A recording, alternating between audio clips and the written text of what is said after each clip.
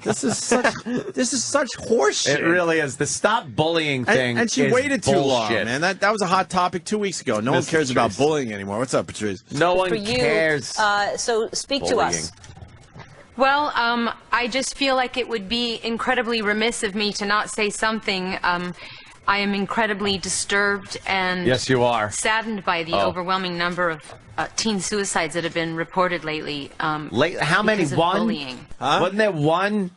There's not a lot of teens in general are killing themselves. Not just the gay ones. Right.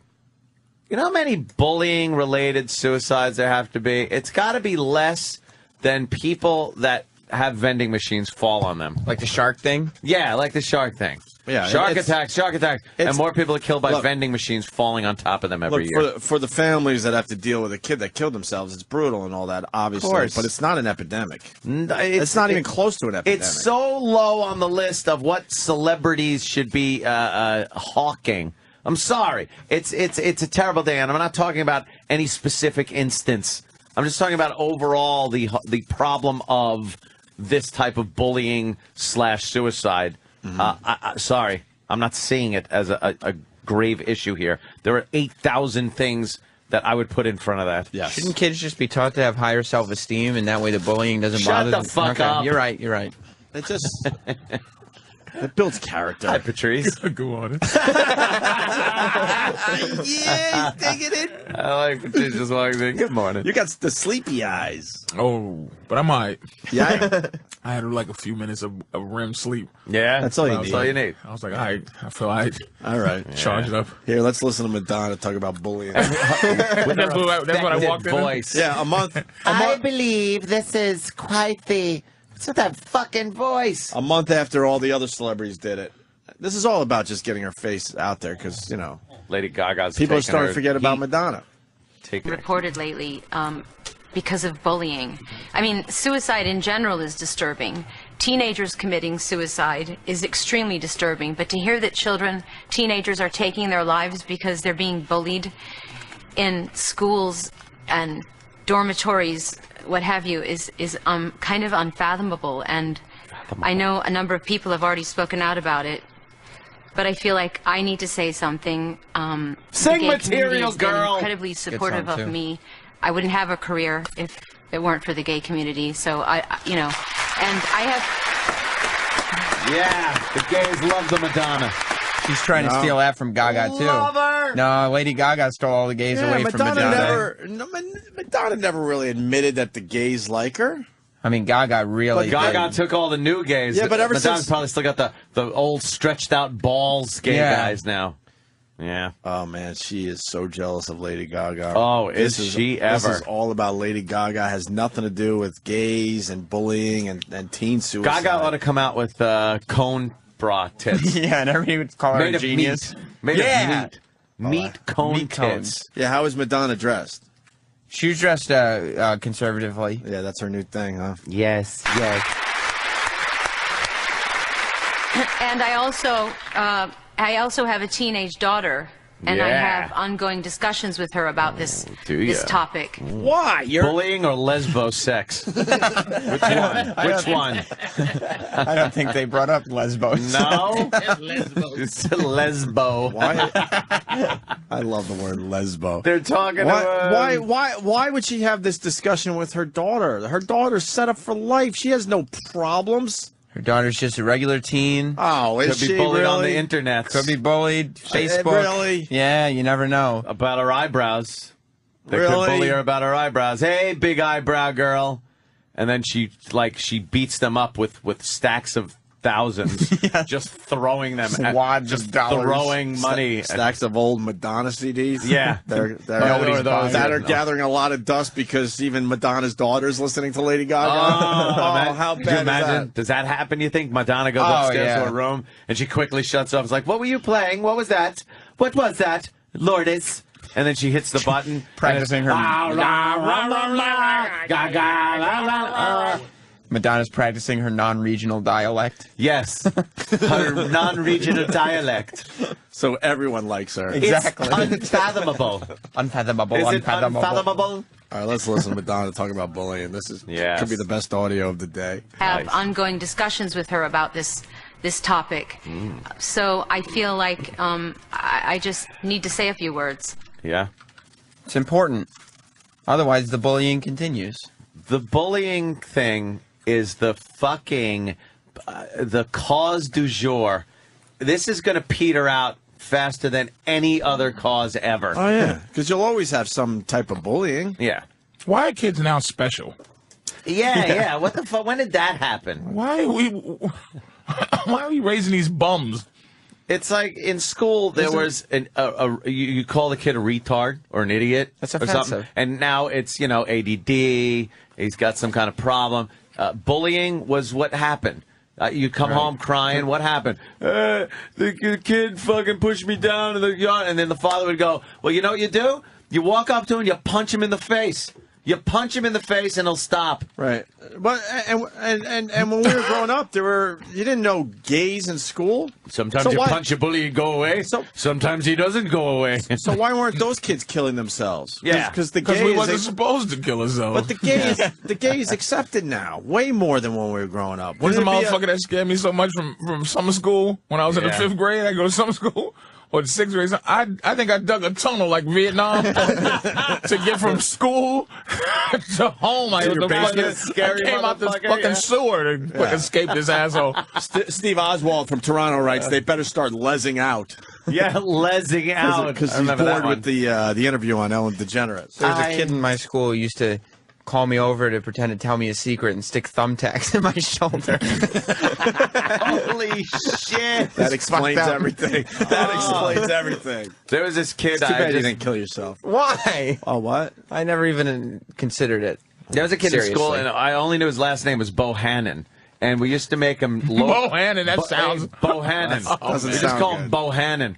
And we used to make him low crawl through mud puddles in the. Why would you say his name? He's probably fuck him. Crying. He's probably putting fucking that black ink under his eye right now.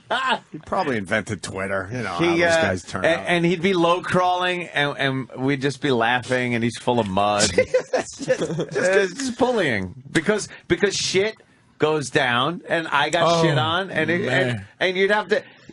This was the lowest common denominator. When I was in 5th grade. No, go ahead, Sam. When I was in 5th grade, there was a new Spanish kid who didn't speak any English. That's good. So the They whole won't be class cruel to him. at lunchtime spent the entire lunch period every day asking him embarrassing questions and getting him to say yes or no at the wrong times. Like, do you poop? No. He doesn't. You were a bully, Sam? Yeah. Oh, you can say it. Oh, what You can kind of totally poor, say it. awful kid was a fucking bum enough, weak enough to let Sam bully him? Right. Until 7th grade came, when I guess we stopped talking to him, but he learned how to speak English. And I was walking out one day way after school with one of my friends, and he went up to my friend, who was also in my 5th grade class, and grabbed him by the neck and started strangling him, yelling, "I can speak English now." Holy shit. I was out the door. Yeah, you can't take off. Can't bully that guy anymore. You finally figured all that shit out. I remember another one was Patrick Fullen. I'm talking about Patrick Fullen. Yeah, we know Patrick. Patrick Fullen was a kid in school, and he was like a big fat kid. And it was in elementary school, so he just got beat on all the time. And we realized he made a really funny face when you punched him in the stomach. So he'd be up against the wall, like pinned against the wall, all scared, and everyone would just punch him in the stomach, and he'd make this face like, oh, like he was dry heaving or choking on something. And we'd all laugh, and then the next guy would punch him in the stomach, in his fat stomach. That's why this bullying. It's just the way it is. That's the way it is, and that's the way it'll always be. But I think the difference is that we're raising a generation of fucking wimps. Yeah. So they Can I beg your pardon for just a second? Sure, certainly. Not to turn this racial. At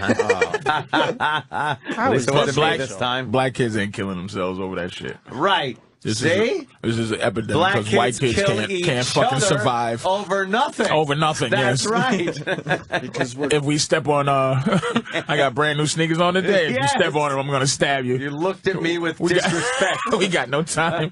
We got no time for fucking killing ourselves. And bullying in the black community is just called robbery. It's just, You're robbing someone of his. There's financial gain to it. I go to World Star Hip Hop every day.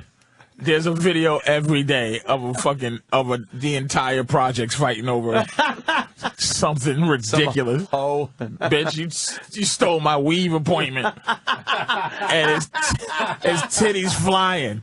Yeah, it's a beatdown happening every day in the projects, man. Because my weave appointment. I would assume in the black community they're not raising wimps like they are in the white community. They are raising wimps. It's just there are wimpy kids out there that can't handle this shit. There are some fucking wimps. That's why maybe the suicide rate is up.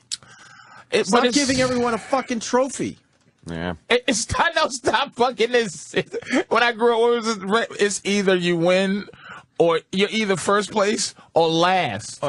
There's no second. You just lost. No. Right. You just didn't want to be last. You didn't want to be last, but that was it, remember? But now it doesn't matter if you're last, Patrice. Bullying. Everyone gets a trophy. My mother would point and laugh at me sometimes. Just point and laugh. Yeah. This is you're hilariously awful. You're bad at that. You're not fucking good. There are more things you're gonna suck at than be good at. That's for sure. I had a teacher that gave me an F minus.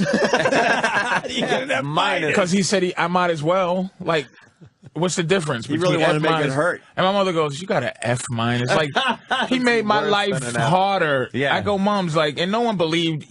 Nowadays, I wish I lived in the times where teachers were accountable for doing fucked up things to students. The kid would be the teacher would be fired. I had a second grade teacher that beat us with the pointing stick. Like, it was me and this kid named Wesley. She would bring us into the closet, and the other kids would listen to us just get whacked.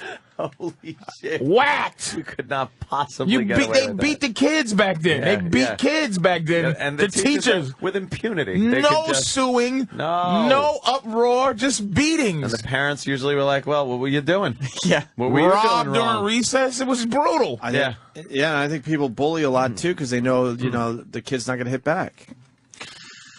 You know what I mean? If you hit a kid back, he's gonna stop fucking bullying. Now you gonna teach your son pugilism? I'm gonna get my kid in self-defense classes immediately. MMA at fucking 4, just choking out other 4-year-olds.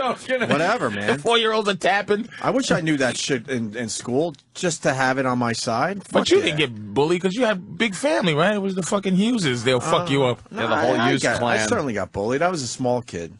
Yeah, I got bullied. And your brother looked like a fucking, like, he bit people when he fucking, he didn't look like he was a sucker. Joe didn't really get fucked with. No, you just... I didn't get fucked with that much, except I remember this one black kid, Keith Green. Of course it was black. Yeah, would come up and he knew I was a mark. So he would just be like, hey, yo, give me 50 cents. Give me 50 cents. And I'd have to, take a couple of quarters out and pay this motherfucker off. And you know what? He never laid a hand on me. I didn't learn that if I didn't give him money, he'd beat me up. I just right from the start started paying him. Wow. Well, I knew better. There's nothing funnier than trying out different theories of standing up to a bully and he can fight really well. I'm going to stand up to your fucking assault on my... Blah, blah. No, Keith Green, you're not getting 50 cents. Did you have the kids in school that would tell you they knew karate? And they were going to beat the shit out of you? Oh, yeah, Asian kids were... I'm embarrassed to say this, but I was at a... I'm very scared of Asian kids fighting. I assume they all know. I was at a roller rink. Remember that stupid roller rink on 25A heading into Northport? Sure. I was there, and I did something wrong to this one kid, and he basically told me, look, I know karate, and when this is over... On roller skates? You know karate, dummy? No, but then he goes, when this is over, I'm going to beat the shit out of you outside. You were quaking in your drawers? Yeah, shaking, because, we didn't have phones or nothing, so I just got to wait for my mom to fucking show up to pick me up. I was just a little fucker. As soon as this skate is done, dude, I'm going to kick your ass. Yeah, I was out of my mind, because it was Couples only? Yeah. You're getting your ass fucking handed to you. After green grass and high tides is over, we're going at it. That's you're so lucky it's couples only, motherfucker. Because I'd kick your ass if I wasn't going to be with my girl. I was holding hands and skating. I was out of my mind with fear. He said it's going down after this whole thing's over. Oh. And then we go outside. There's no great end to the story. His mom showed up and he jumped in the car and said, "You're lucky." He scared you. He scared the shit out of me by just saying he knew karate. I'm like, I don't know how to... your little roller skates. I can maybe wrestle the fucking kid. I don't know karate. You ever had I ain't gonna take this shit no more moment? Yeah. You just said fuck it? There were these kids that used to get into this fucking Karate Kid like karate stance. Right. In the playground, there would be a fight. the kid would get into that stance and win the fucking fight.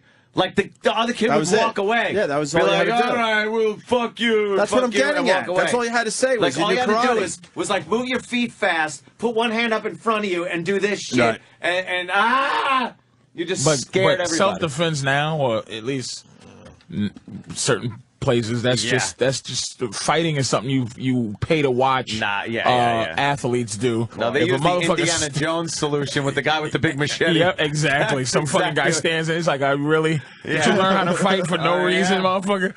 How about punch this bullet? Let me say hi to Mike in New York real fast. Mike. Hey. Good morning, guys. Morning. Anthony, you hit it right on the head.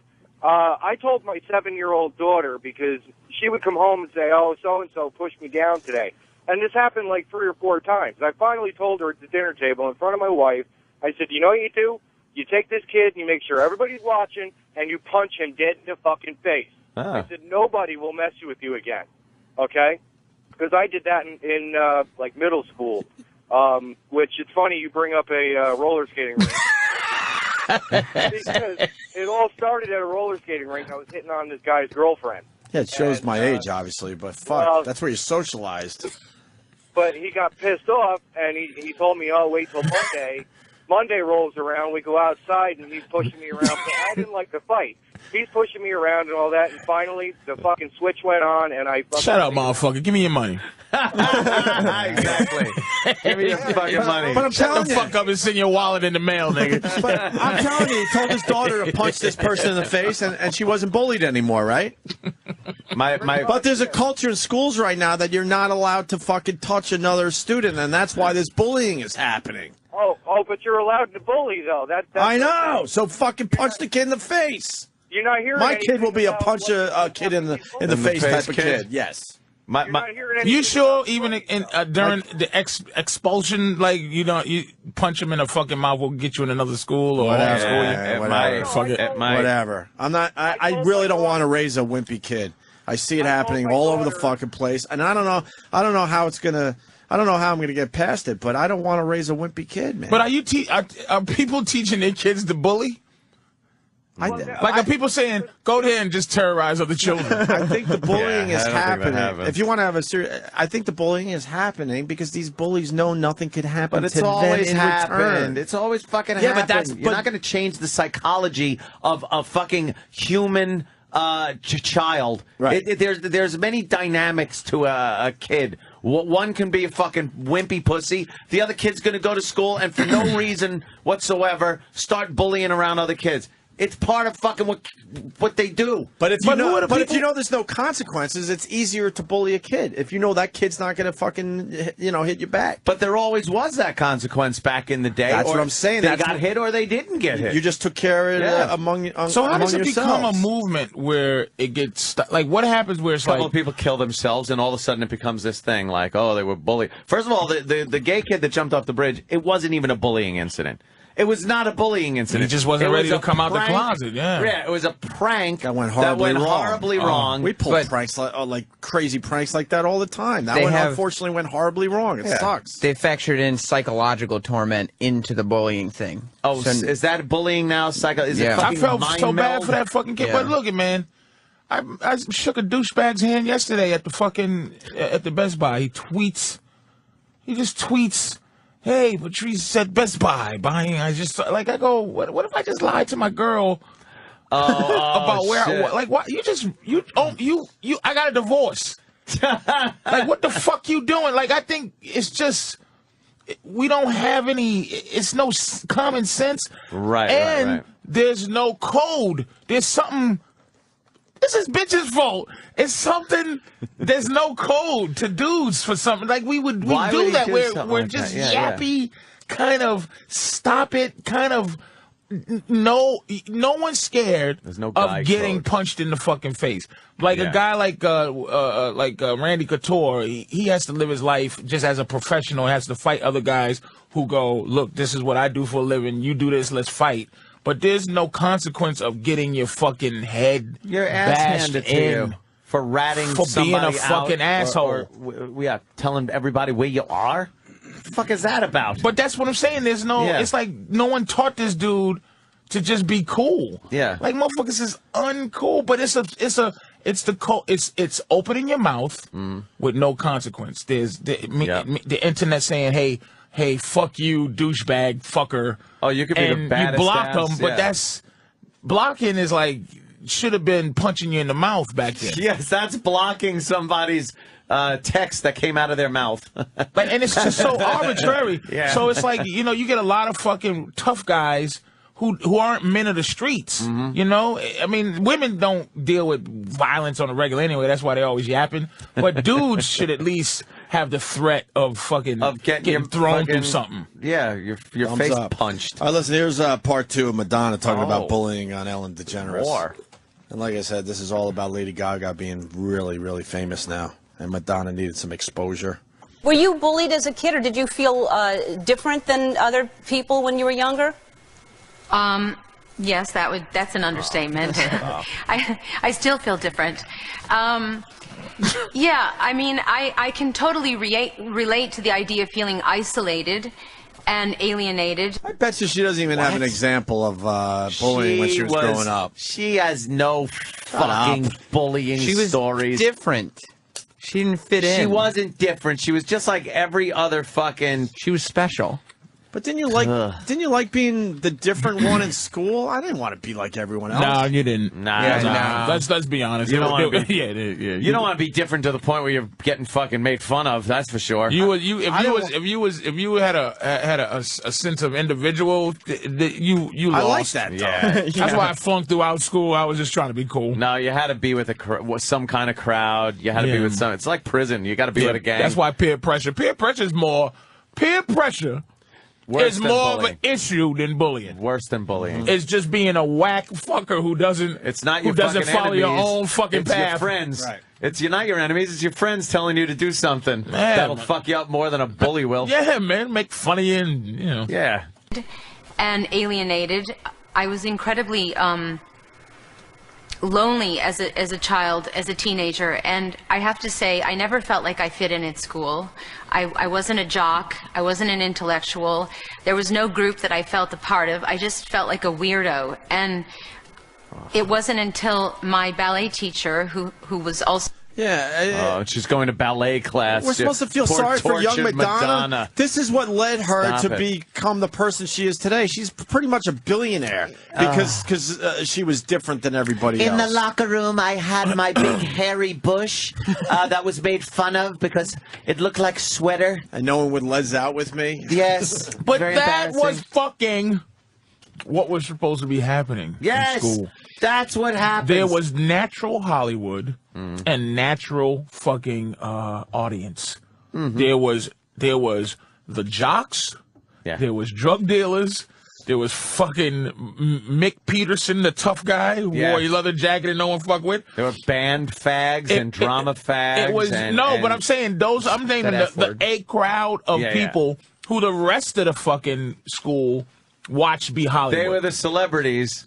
And it was like TMZ. And the Madonnas of the world would have to sit back and fucking watch those people be Hollywood. With no comments. They just have to sit there and be fucking the B and the C and the D crowd and shut the fuck up. While they watched the football guys get attention. The pretty girls got attention. Funny guys got attention. And fucking everyone else got nothing. They were the audience. And that was what it was supposed to fucking be. So the Lady Gagas who want all the other kids to be protected, they're going against the fucking code of how they got big. They used to watch how... There's some girl that Madonna used to watch and go, I want to be like fucking Cindy McGillicuddy. That's why she got big shoulders and she's in shape and she sings songs. She's copying some chick who was a star. Yep. She just made the move and Cindy didn't. Cindy's a fat cunt now and Madonna's... Because Cindy was the shit. Yeah. It is what it is. Yep. Not every fucking child should have an opportunity. It's fucked up that school is supposed to be more so than teaching you the basics of reading, writing, and arithmetic. It is supposed to be this thing that teaches you how to fit into to a society. Survive. Yeah, to survive. Not even fit in, survive. Yeah. Well, that's just it. There's going to be people during life in the working world that are bullies. Maybe they don't fucking come up and punch you in the face every day, but they fuck with you on a business level. You're either a zombie day. or the guy sleeping in the tank. Here's the rest of the clip. My ballet teacher, who was also gay, took me under his wing. Was he? And Wow. introduced me to a community of artists, of other unique individuals who told me that it was good and okay. The ex-whores. He introduced her to lesbo parties. Yeah, she took me to the special school. Went to the special school ran by Gay Professor X. Javier. Fucking. This is some after-school shit. She's shit. talking about lesbo parties. What is she talking about? Magneto is a bully. I don't like Magneto. Mag panties. He has the power to make my clit show through my drawers. Of other unique individuals who told me that it was good and okay to be different, who brought me to my first gay disco and ironically made me feel like I was a part of the world and that it was okay to be different. And I can't imagine young kids today going through their adolescent years not having somebody that they can talk to, Take them to a somebody gay that they disco. can have an affinity Great. with, that tells them should have been and arrested. reassures them that it's okay to be who they are. How great is that? That's kind of my point. Now, if you have a teacher that realizes, wow, there's some gay kids and stuff, I got to take them to a gay Let me disco. take 'em to a gay oh my disco. God, that would be so fucking in jail. Uproar. Right. That's what I'm getting at, though. She had nothing, by the way. No, she had just nothing needed- there. She had to talk exposure. about it. She had to get on and talk about bullying with nary an example of any bullying that went on with her. Has she her ever admitted daughter, that or she's anybody. gay or No. bisexual? That sounded like she was admitting she was gay. No, she's a friend of the gay community. But she was hanging out at gay discos. I mean, she might have gone to a gay... Who hasn't gone to a gay club? Oh. All right, well. The freedom that gays... Why is she doing that? Just a friend of the community. All right, well, there you go. Enough about the bullying. The gays have... Let it be known, by the way, a lot of parents on the phones right now saying, yeah, my kid was bullied. I told him to hit the fucking kid. Guess what? My kid's not being bullied anymore. Well, don't they think There's a bunch of them. We don't have time to go them. Isn't there something to be said about positive reinforcement? No. Oh. It's stupid. It doesn't work. We're fucking cavemen. I told my girls could paint her because she's not getting bullied, but it's like she hangs out with the... She's a ostracizer because she's really pretty. Oh, yeah? Tall, right? So she hangs out with the pretty and tall girls, and they do a merry-go-round of who gets ostracized from the pretty crew that day. So she's just like, what am I going to do? I've been told to leave the crew because I'm the only one that doesn't have a fucking boyfriend. I said, see how you paint your nails? Paint the middle one fucking a different color. And just stick it up right at him. Just stick him up when they said he can't hang out. I said, fuck you, who are you? Can't hang out with you? But I said it's your fault too. See, that's what I'm saying. I'm not giving us some fucking... I'm saying you're an asshole too because there's people who really want to be around you and like you, but you treat them like shit because they're funny looking. Yeah. You don't have any ugly friends, so you're one of them too. You're a dirty, rotten piece of garbage like them. Gotta get some ugly friends. Yeah, there's a little fat girl that desperately wants to play dolly with you, There's asshole. been so many movies made of that subject. It's like, show one of those movies. See, that's your life. You're these cunty girls, and the fat girl there, you do the makeover on later and invite her in. Oh, you've seen Mean Girls, haven't you? Yeah, exactly. Or something. Every one of them. How about Pretty in Pink. How about the good-looking guy that dates Miss Fatface and then really falls in love at then? Really? Yeah. How about do the reality of that? Go, Never happened. He fucks her, dumps her, and she kills herself. She jumps in front of the train at fucking Linden Station at the fucking Jersey Transit. That was that not believable fucking Queen Latifah movie where she falls in love with the basketball player. and they're in what love. the fuck That would was never that? fucking happen. Carmen. What was it called? I didn't see the movie, but I saw the trailer. I felt like I saw the Bullshit. movie. Because they give away the Oh, whole movie man, now. what the fuck? It was in and out of theaters, but all of a sudden she's an agent or something, and she's the basketball player gets hurt, I think, and she helps him get Carmen better. is Carmen. Carmen would never go out with Latifah. That's, you know what I'm saying? Yeah. And I'm a Latifah course fucking not. supporter. But he would never go, because that's not guys. No, that's Common not would Gaga. never. He goes out with fucking Supermodels. no, little waist. Serena. He'll fuck with Serena, but she got Serena the Williams. Yeah, he fucks with her sometimes, but she got That's the worse greatest than ass Latifah. on planet. What did you just say? Serena Williams? Come on, man. Stop. Don't even just say nothing with that kind of pride. I'm not. Serena Williams. I'm not trying to be Her shocking. grill is Serena Williams is dodgy. Dude, but she she has too the intimidating. body. Exactly. You fucking. No, man. You're I a love fucking Serena white boy. Williams. You're scared to death of that Amazon. Oh my God. Of course you are. You probably wouldn't fuck That is Sandal crazy. Bergman from Conan the Barbarian. Latifah. That fucking hot bitch. Latifah, a little easier than Serena. A little softer. Come on, man. Stop playing. Look at that. Stop playing, man. Here. Did you just flip that to me as if what? I'm going to be shocked? Oh, you like that? Yeah. Oh, okay, Yeah. good, Danny. All right, I was No, nervous. Danny likes that. Danny's Good boy, totally man. into Good the, fucking man, Danny. Let me see Into the ass Latifah. thing. Maybe What's the I'm, matter with you, man? maybe I'm making. Maybe I'm making. Told you a you had mistake. black fans on this show. You're losing them by the fucking thousands right now. What the fuck is wrong with you? All right. Okay, you know what? Come on.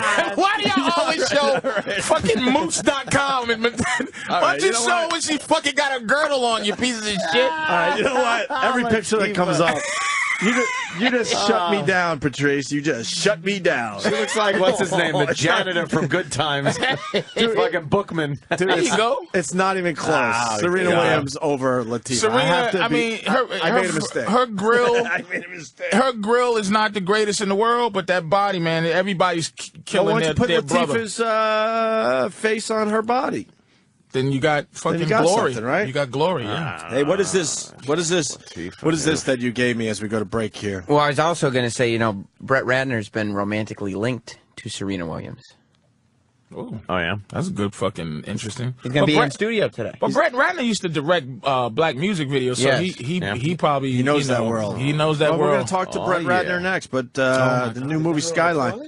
What's this bumbling thing? It's a Bumbling Oaf's interpretation of the Situations book. It's a new production piece. Oh, like a little book on tape thing Yeah, but then also with an interpretation. with an interpretation. Yes. All right, let's check this out. Big Mama Prod's in studio today.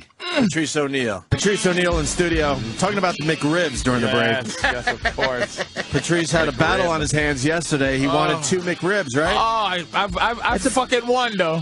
I won. won out? You I didn't won. get it? I'm so You proud of won myself. this time. I won that time, boy. But that McRib was calling me. I don't know Yeah. why. Boy, the McDonald's commercials really are catering to the black man when it comes to the McRib, too. Oh, it's delicious. It's like they threw in one white guy and one Asian, I noticed. He's just like, the white guy's like, oh, McRib, and the Asian guy's eating it. But they show like 20 black people just going, oh, damn! And then the last one is just a big black dude. This guy like, is licking his finger, he's licking up to his wrist. His whole hand is in his mouth. I said, He's I'm loving a this. fucking What's up, man? Hey, Brett Ratner in studio. How you doing, We're Brett? talking about the McRibs real fast. Yeah, McRibs. and then it's not meat. What is it, though? It's just some delicious. They ought to do a how meat it's made. substitute. You know that show How It's Made? They ought to do it on the McRib. I'd love to see. There's got to be info on the internet. Because you know if someone's not at McDonald's, wherever they get the food, slicing pork loin, and fucking delicately cooking it. That is a molded piece of liquefied pork product with like packing peanuts mixed into an auger. And it's a stamp. They're just and then stamping they those stamp things it out. in a tool and To make it die, look like a rib. like they make car parts. Yeah. They're just fucking stamping that shit out, and then they cover it with deliciousness, Brett's face, he don't give a barbecue fuck about sauce. this at Brett's all. like, He just I never- haven't been at McDonald's since I was 12 years old. Good to see you again, man, Brett. Brett Ratner, how are you, sir? man. I'm good. I can't hear anything. You can't hear God. nothing? You all right, What the man? hell? The headphones pull out or something? Oh, there we go. Good. There it Ooh, is. that sounds Yeah, good. now you can hear all the good shit that's going on in here today. I'm a McDonald's French fries guy. Oh, the fries? Yeah. Yeah, but I love Burger King for breakfast. For breakfast? Wow, that's fucked up. Can't imagine that Wait, shit. Quark sandwich. Wait, Patrice looked at him like, yeah, that makes sense. Yeah, I because don't even know what that meant. McDonald's has nothing that competes. Matter of fact, about the Burger Egg King McMuffin? has a new McMuffin, but they call it the Berg Muffin, and it's delicious. Berg Muffin, what a much, ripoff. much better done than I the thought you were Egg eating McMuffin. better. No, this is from years of bad food, nigga. You know. It's like a junkie knowing the best heroin. My favorite burger of all of them is Wendy's, I gotta say. Yeah, the Wendy's burger. I know that. You know what, though? No onions, though. You've dealt with black people your fucking half your life. Yeah. That's why. Black people, Wendy's. My whole life, Wendy's is a good shit. And if you're in a pinch, Burger King is decent, too. And how come McDonald's is like, their commercials completely cater to black people? Because they're trying to get black people to buy. Black people ain't super McDonald's, I think. I really think black people go to McDonald's a lot more. Man, we fuck with Wendy's. Yeah. And we fuck with Burger King. There's no Wendy's around. Yeah, so they're trying to get some customers away from those two places. That's why by doing jazzy McDonald's. Oh, McDonald's! Oh, just play the jazz music and things like that. Come in for the McRib sandwich. The guy with the jazzy voice. McDonald's. Brett Reiner's like, I got up early for this horse shit. We're talking about fast food. And it's a car full of black people. Yeah, it's a car full of black people, and the kids are well behaved. If you're good, you can. Man. Do black people like aliens? Oh yeah, I think. The movie Aliens. No, just aliens. Aliens in general. Do we believe in aliens? No, do you like movies with aliens in it? You know what? Yes, I would imagine. I don't think that's fringe. And look how Skyline. And look, now we're talking about Skyline. Skyline. Oh, you directed Skyline? No, I produced it. You produced Skyline? Yeah. Yeah. The kid from he was in the remake of Texas Chainsaw Massacre. Yes. But then he fucking, I was nervous about him for a second. It's not about him, though. It's about the aliens. It's about the aliens but he's in it. He has a recognizable face. Yeah. He's the human in it. The human. Well, there's a lot of them, right? A few humans, but the aliens there's a lot of aliens. We were talking about the CGI, man. It looks amazing. The trailers for this movie are ridiculous. Looks crazy. Now, what are these guys doing, these aliens? I'm trying to figure this movie out. Well, I'll tell you, they're invading the Earth. They're very angry. They're pissed off. Why are you being coy about it? The fuck is it top secret? I want to know. What they doing? You want people to see the movie. Wait a minute, though. But I'm talking about what you see. You see the guys go, don't look at him in the face. This is shit I already know from the trailer. Don't look at him in the face. Let me ask you a question. You're driving down the street. There's an accident on the side of the road. Ambulances. Is there one person that's not going to go, oh, my God, look at that over there? Everybody's going to look. I don't look. I look at the guy in front of me. And if I see brake lights, I get on my horn. I'm like, move, you son of a... Most people are going to look. So these aliens are out there. They're coming. Now, may I ask, is it an attack movie or is it a kidnapping movie? It's an attack movie. It's an attack and a kidnapping. Okay. Oh, shit. All right. Really? And you found Dan Rather, which is weird. Yeah. There he is, right there. Hey, look at that. Good old Dan Rather doing the news reports for Skyline. Yeah, it's a great look, and it's giving me that feeling that Independence Day gave me back in the day when I saw the trailer. Except this was done independently, like literally these two guys called the Brothers Strauss. I wish I had the Brothers Ratner so I could put some of the blame on my brother. The Matrix guys? No, it's the guys who directed Alien vs. Predator. Oh, okay, yeah. Okay? Oh, okay. And they're visual effects gurus, and I met them because they did X-Men: The Last Stand. It is ridiculous, the visual effects. And they did Benjamin Button. They're incredible. And these guys did this all on their computer, like literally. They shot this movie like in 20-something days with no money. In their own apartment. There were no trailers. I swear to God, this is their building where they live. The whole movie takes place in that building. All of a sudden, they brought out the goods. I mean, these guys, when I saw, they're really good friends. It is amazing what you It's mind-blowing. It is. It looks like a big budget film. And it costs nothing. How much is nothing? You want the truth? Yeah. All in? Yeah. $10 million. Jesus the movie Christ. looks like it cost $150 million. Oh, yeah, sure does. Was that it, Danny? That's the only thing out? How excited are you, Brett? I can't. I'm You're just gonna happy. make a I'm happy to shitload be. off this. I'm happy just to be a part of it. I got jealous. I was about to direct Superman years ago. Right. J.J. Abrams wrote it for me. He was like my writer.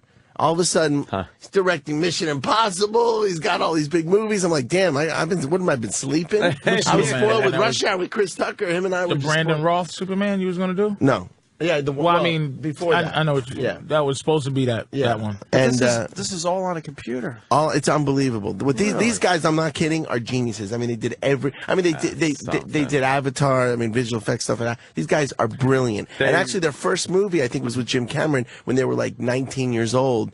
They're basically computer geeks, but they're brilliant. Why not in 3D, sir? Oh, come on. 3D's taking over the world. I think the sequel will probably be 3D. We didn't have the money for 3D on this one. You can tell they're really good at it with Microsoft Paint. Yeah. That seems to be what they use for the visual effects. It's a. But what's cool is, I mean, the visual effects are course. mind-blowing, but it's a great story. It's a character-driven film, and I think it's a movie that you go in there, and I don't think you even. I mean, the story matters. Obviously, we're there to watch a story and to care about the characters. But you're going to be blown away watching the visual effects are mind-blowing. I mean, literally mind-blowing. Oh, yeah. And you feel like it's happening around the world. I mean, these guys are like, and I'm watching the footage as they're shooting, and I'm going, God, not imagining what it's going to be. I know, the design and the creature and everything, and then all of a sudden, these guys are visionaries. Yeah, because there's something else going on here. There's the aliens, which is great. The machines, the friggin' black scrubs. That scene. But then there's something else going. Black scrubs. Then there's something else going on with the. If you look at this thing, something happens to you. The thing is, I think honestly, what this film's going to do more than anything, whether it's the biggest hit in the world or not, what it's going to do is really change the model. Every movie studio is going to change their way of making movies because they're not going to say, why do we need to spend $250 million to make an event movie? Yeah. These kids made it for $10 million. And look at this shit. I mean, it looks like it's a $100 million movie, which blew me away. Yeah, I'm just happy to be on the bandwagon. Yeah, exactly. And it's something fucked up happening because the Statue of Liberty's panties are showing in. Anytime the Statue of Liberty's fucking drawers is... Yeah, there's a problem. Yeah, she got a fucking tampon on. It's basically the premise is mass abduction on a global scale. That's what it is. On a global scale, these aliens are coming in. You look into the light, you get sucked into the spaceship. You just look up. And it's calling you. People by masses are just going out in the street. They're going out in the street, and all of a sudden you look up, and that shit sucks you up, and I'm telling you, it's gonna freak people out. See, I didn't know what to ask. I mean, I don't know what the secret now. Are we food? Are they populating their planet? Don't tell me. I don't want to ruin it. I don't want to know. I thought that might have ruined it just now. The film. You can kind of see they're sucking people up. The film deals with the end of the earth, but I'm telling you, they're not just killing you. So that's what's going to freak you out. They're not just killing you. Is it an hour, 50, 2 hours? It's 62 minutes. No, I'm fucking with you. Well, they're going, wait a minute. You're going to leave the theater wanting more. Wait a minute. 62. I like Brad. The thing is, I make kind of reality-based, kind of action comedies most of them. And I've done Red Dragon, the prequel to Silence of the Lambs. I've done, Family Man. I did, but most of my stuff is kind of, X-Men, kind of reality. I mean, the truth is, this movie is an alien movie, but you buy it. I mean, that's the thing that's going to scare the shit out of you. That's why I said we got to get somebody like Dan Rather, someone that is going to be a voice that's going to say, because Steve Hawking is saying, this guy, right? The guy he's like, aliens are coming. And there's people in America that really, really believe this. Yeah. So I'm telling you. Jesse the Body. No, I'm telling you. This isn't a Scientology shit. I mean, people are saying that it's coming. And this movie just kind of is like everyone's fears. Like, what would you do? Basically, this is dealing with what would you do if aliens came? How would you deal with what would you do? You're in this building. You get rape. Just hide. I got to be honest. I'd get a bunch of guns and just commit a lot of horrible sexual crimes. Knowing the laws are going to change drastically by tomorrow. The law's very, very busy right at that point, so I think I get away with it. But you can't just say the aliens are coming. What's their proof? Why are they saying that? No, I'm just saying scientists, people. I mean, if you look, that report, by the way, that Dan Rather report. And I'm telling you right now, the Dan Rather report was a real report with another journalist that we couldn't license, that we couldn't use, and we went verbatim. The Stephen Hawking thing about Stephen Hawking saying that the aliens are coming, blah, blah, blah, that is a real report that we recreated. I mean, there's look on the internet. I mean, it's like the most talked about shit in the world. I mean, and that's why these films, are really working. I don't believe in aliens at all. You don't believe in aliens? No, I believe. Well, just like ghosts. I don't believe in things that tease you, and they don't do that. Like. Yeah, do that. I believe in that. If that happens, I don't believe in peeking around. Maybe they don't have a reason to do that yet. Their reasoning, whatever they're their reasoning, fucking hiding behind clouds. and they're still studying. I don't we shit every day and die every day. Yeah, I don't know if they're hiding They're behind trying clouds. to figure it out. I don't believe it. I believe there's aliens out there. I'm not sure about the whole UFO thing. I believe there's life somewhere in the spooga system, and they don't know us either. They're walking around except for their fucking noses is on their forehead, and they're fucking shopping at the alien Whole Foods. That's what the fuck they're doing. And they got the same bunch of problems we do. douchebags. What if they look like you and me, though? They do. It was probably fuck them. You know what? I bet they probably do look like us. Yeah. Because they're going by the same. If they're going by the same things that the rules, universe is going by, The same rules of the universe. The same rules of the universe. So it's probably the same shit, except maybe different sun. Slight variation. I can believe there's a Krypton out there, but Superman will die. You think there's here? You think there's blacks on other There's planets? different colors. There's niggas. I don't know if there's blacks, See, I can't but say there's that. a fucking green and orange motherfucker who get fucked over and fucking. They're called giggers? On Sloufon 5, nigga. You're talking about like that. See, you're talking like they really exist. So you start to believe it. No, I believe He believes in other life forms, but that's what an alien is. But I don't believe in that they're here. They didn't build the pyramids. They didn't do nothing special. Who built the damn pyramids? Some fucking Egyptians. Goddamn, Yeah, who built Yul the Brynner. pyramids? Yul Brynner. He built them. What about those ancient landing strips? With the signs? You don't think they are either? Lines. What the lines and shit where they're saying that's for old man with a great lawnmower that's doing fucking. Not that. I'm talking about the stuff that is carved into the rocks and shit. Those right? things. They're only like a quarter of an inch deep, theyese things, but they're visible from airplanes. Why are there landing strips when alien ships can just go and do down that? Where's that one? Where's that? So they had a fucking Mayan Hold on, with look. 2 flags? Look, that's an ancient. Just stop. Yeah, there's ancient airstrips. Some of them are in Peru.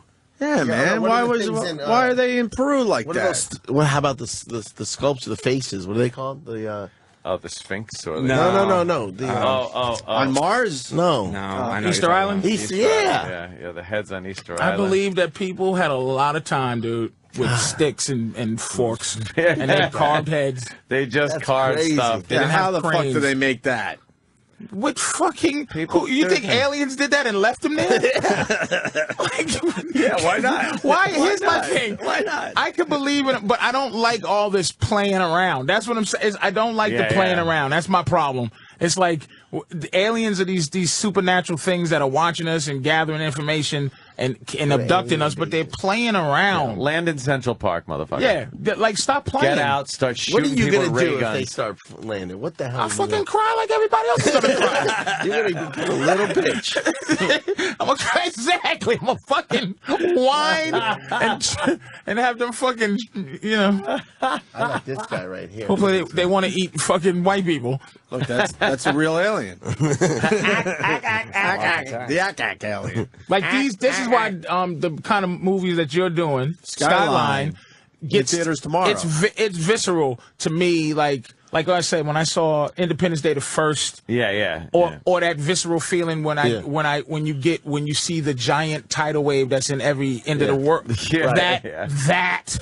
Like, ooh. Well, this is the end of the world Fucks me up. movie, but that for those. So I'm they're interested in kidnapping Skyline. people too. So don't be scared if you're sitting in Magic. Is there a Magic Johnson Theater in New York? People are gonna be screaming at the screen. Uptown. Run, motherfucker, run!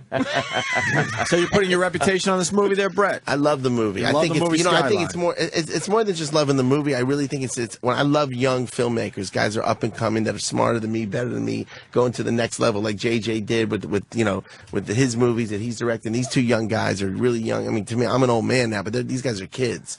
And I did my first movie when I was 26. These guys are probably 30 right now, and they're blowing my mind. It's like they grew up, watching my movies, and I'm now learning from them, which is incredible. Talking about like J.J. Abrams and stuff, I could still I've watched that Star Trek movie 20 times, and I can watch I got it it on my again. iPod. I gotta watch it. It's supposed to great, be man. fantastic. I'm not a Star Trek fan either. and I It's love one of that the movie. best, like, movies as far as taking a subject that's been beaten to death.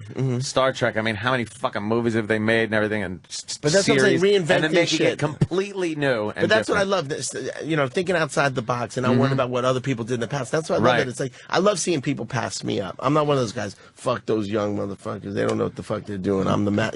I really believe that the next generation is just keeps getting better, right? Like the guys who did it before you. $10 million I wish I had a movie chance that's to be in gonna the probably next fucking make generation. $40 million on These the are first the night. these are the guys that have like Brett and J.J. Abrams and a couple other guys are the guys. I remember I had a meeting. I said, man, one day I want to be like what's the big boy? Howard Stern? The big boy, big boy, Lucas. the producer. Spielberg. Oh, Nah, he's in your genre. His partner died. Oh, Jerry Bruckheimer. I said Bruckheimer. I said, man, I would love to produce something and then like just shoot him off like Bruckheimer. The guy laughed in my fucking face. But JJ, stop, Brad. JJ Abrams, yeah, he looked away and shit. He was, you can do it. That's like them fucking aliens. A fucking nigga Bruckheimer ain't gonna happen. But you see, Ratner and JJ are the guys. You can see the guys that are coming up to like be the new Bruckheimers that are in there, and JJ's in there, like like that. And I always wondered how does a guy like JJ Abrams get to be the Star Trek guy, or how does Peter Jackson get to be the fucking Hobbit guy? You know what it is? It's just guys come up and they move out of the way, and you never it's like the guys when I was doing I remember before me when I was doing music videos, Hype Williams was doing videos before me, guy, and he was the hot shit. And then all of a sudden, I started coming up, and then all of a sudden, when I went on to do movies, Paul Hunter, I remember, came to see me. He was like, "God, I'm only doing these $10,000-$20,000 music videos. How am I going to get to do this?" Guy's then he became the next guy. So there's always the next guy. No, but I coming up. mean literally. Yeah, these guys get their fucking hands on King Kong. Like, how do you get your hands on the product? Well, Meaning not how do you direct it, but how do you on a huge franchise? What like, how do you go? I own this shit. I'm fucking the King Kong guy now. I knew I'd be making movies. I never dreamed I'd be making movies as big as I was. I never thought, God, I'd be making a movie like Rush Hour, X-Men, or $200 million movie. I never thought, because when I was a kid, I remember seeing Batman and going, oh my God. Never dreamed I'd make a movie as big as that. And then I do X-Men, it's bigger than that. It's, I don't think I think you just gotta, I don't want to be corny or anything, but you gotta believe in yourself and your time. No, it's the wrong. I think I'm being literal. Well, it's not how do you make, but J.J. Abrams got his hands. You got to have the talent, but on then you Star Trek. Peter Jackson's a prime example. How do you because get your Peter hands Jackson on went Star from Trek? directing movies that were, all right, they're these cheesy horror movies, and then he gets one of the biggest franchises in history and does an amazing job with it. Well, he was passionate about it. He had a point of view. He had an idea. He got in the door because I think what it is it's passion, tenacity, persistence. I don't give up. But if you look at his earlier movies, even right before there's no he rhyme. did If you looked at Lord my of the student Rings. films, you'd be like, this guy's never going to make it in a million years. Why would they hand him Lord of the Rings, for God's sake? People learn, they grow, they focus, they get, it's not only, it's look, I think it's a lot of luck too, but luck is when opportunity meets preparation. I got an opportunity. I was prepared. I got offered movies before I did Rush Hour, but I didn't want to do them because I said, I'm going to fuck this up. I'm not ready. So I went and did, I said, I'm going to do 100 music videos before I do one movie. That was my strategy. Then I do that and I'm like, you know what? I'm ready now. I did Money Talks. Money Talks is great. Yeah, that was my first movie. Matter of fact, that goddamn Chris, that was... Even though I think his best acting job was Fifth Element, to be honest. But you didn't understand he's what the fuck great he was saying in Fifth Element. Fucking made me laugh. What the fuck are we talking about? Corbin, I can't do this all man. I can't do this, man. What was your biggest music video? Would you say? God, Madonna. I did all the Mariah Carey. I won Video of the Year for Madonna, Beautiful Stranger with Austin Powers. Remember that one? Sure. Yeah, the one with Austin Powers. But look, opportunities came, and I grabbed it. I said, you know what happened with Chris Tucker? I saw Chris Tucker doing stand-up on the Def Comedy Jam. Russell would send me to go see the black comedians, and out of all of them, the funniest one was Chris Tucker. And I went up to him, I said, hey man, I'm an up-and-coming, I'm a music video director. I want you to be in my Heavy D video, Nothing But Love. I got Nothing But Love. Was that fucking... He seemed... And Talent was in that. Yes. You put Talent in I saw there. Talent and Chris Tucker doing stand-up, and I said, you guys, I want to put you in the video. Chris was like, how much money you got, man? That seemed like yesterday. I said, I only got $500. And Chris Tucker, quite frankly, the Def Jam, when it was big, voted greatest bit of all time on Def Jam, history of Def Jam. What, Chris Bernie Tucker? Mac was second. Oh, Bernie Mac? Chris Tucker, right? Chris Tucker, Michael Jackson as a pimp. Yeah, greatest stand-up bit on Def Jam. But I saw him I saw him rehearse. I saw him, audition. And I went to him and I said, I got $500. He goes, I need 1,000. I go, I don't have it. He goes, can I keep the wardrobe? And so I gave him $500, gave him the wardrobe. He did the video, became the biggest video on MTV. It was the first time like urban rap videos were, because remember it was all rock and roll on MTV. Yeah. He does the video, blows up, okay?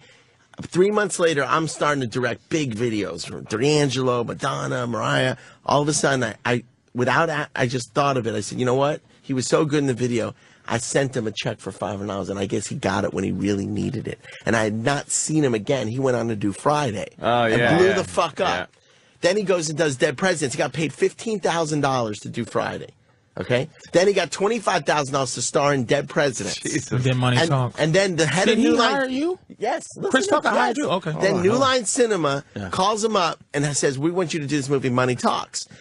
He does it. He's about to do it. They got some big commercial director. I don't remember the guy's name. And the guy goes to the head of the studio a week before they're supposed to start shooting. He said, "This guy Chris Tucker, man, he's only improvising. He doesn't want to say the lines on the page." He goes, "What are you saying?" He goes, "Let's fire him because I can't control him." Now, if a director can't control the actors, you have no right being the director. The head of the studio says to the guy, "You're fired."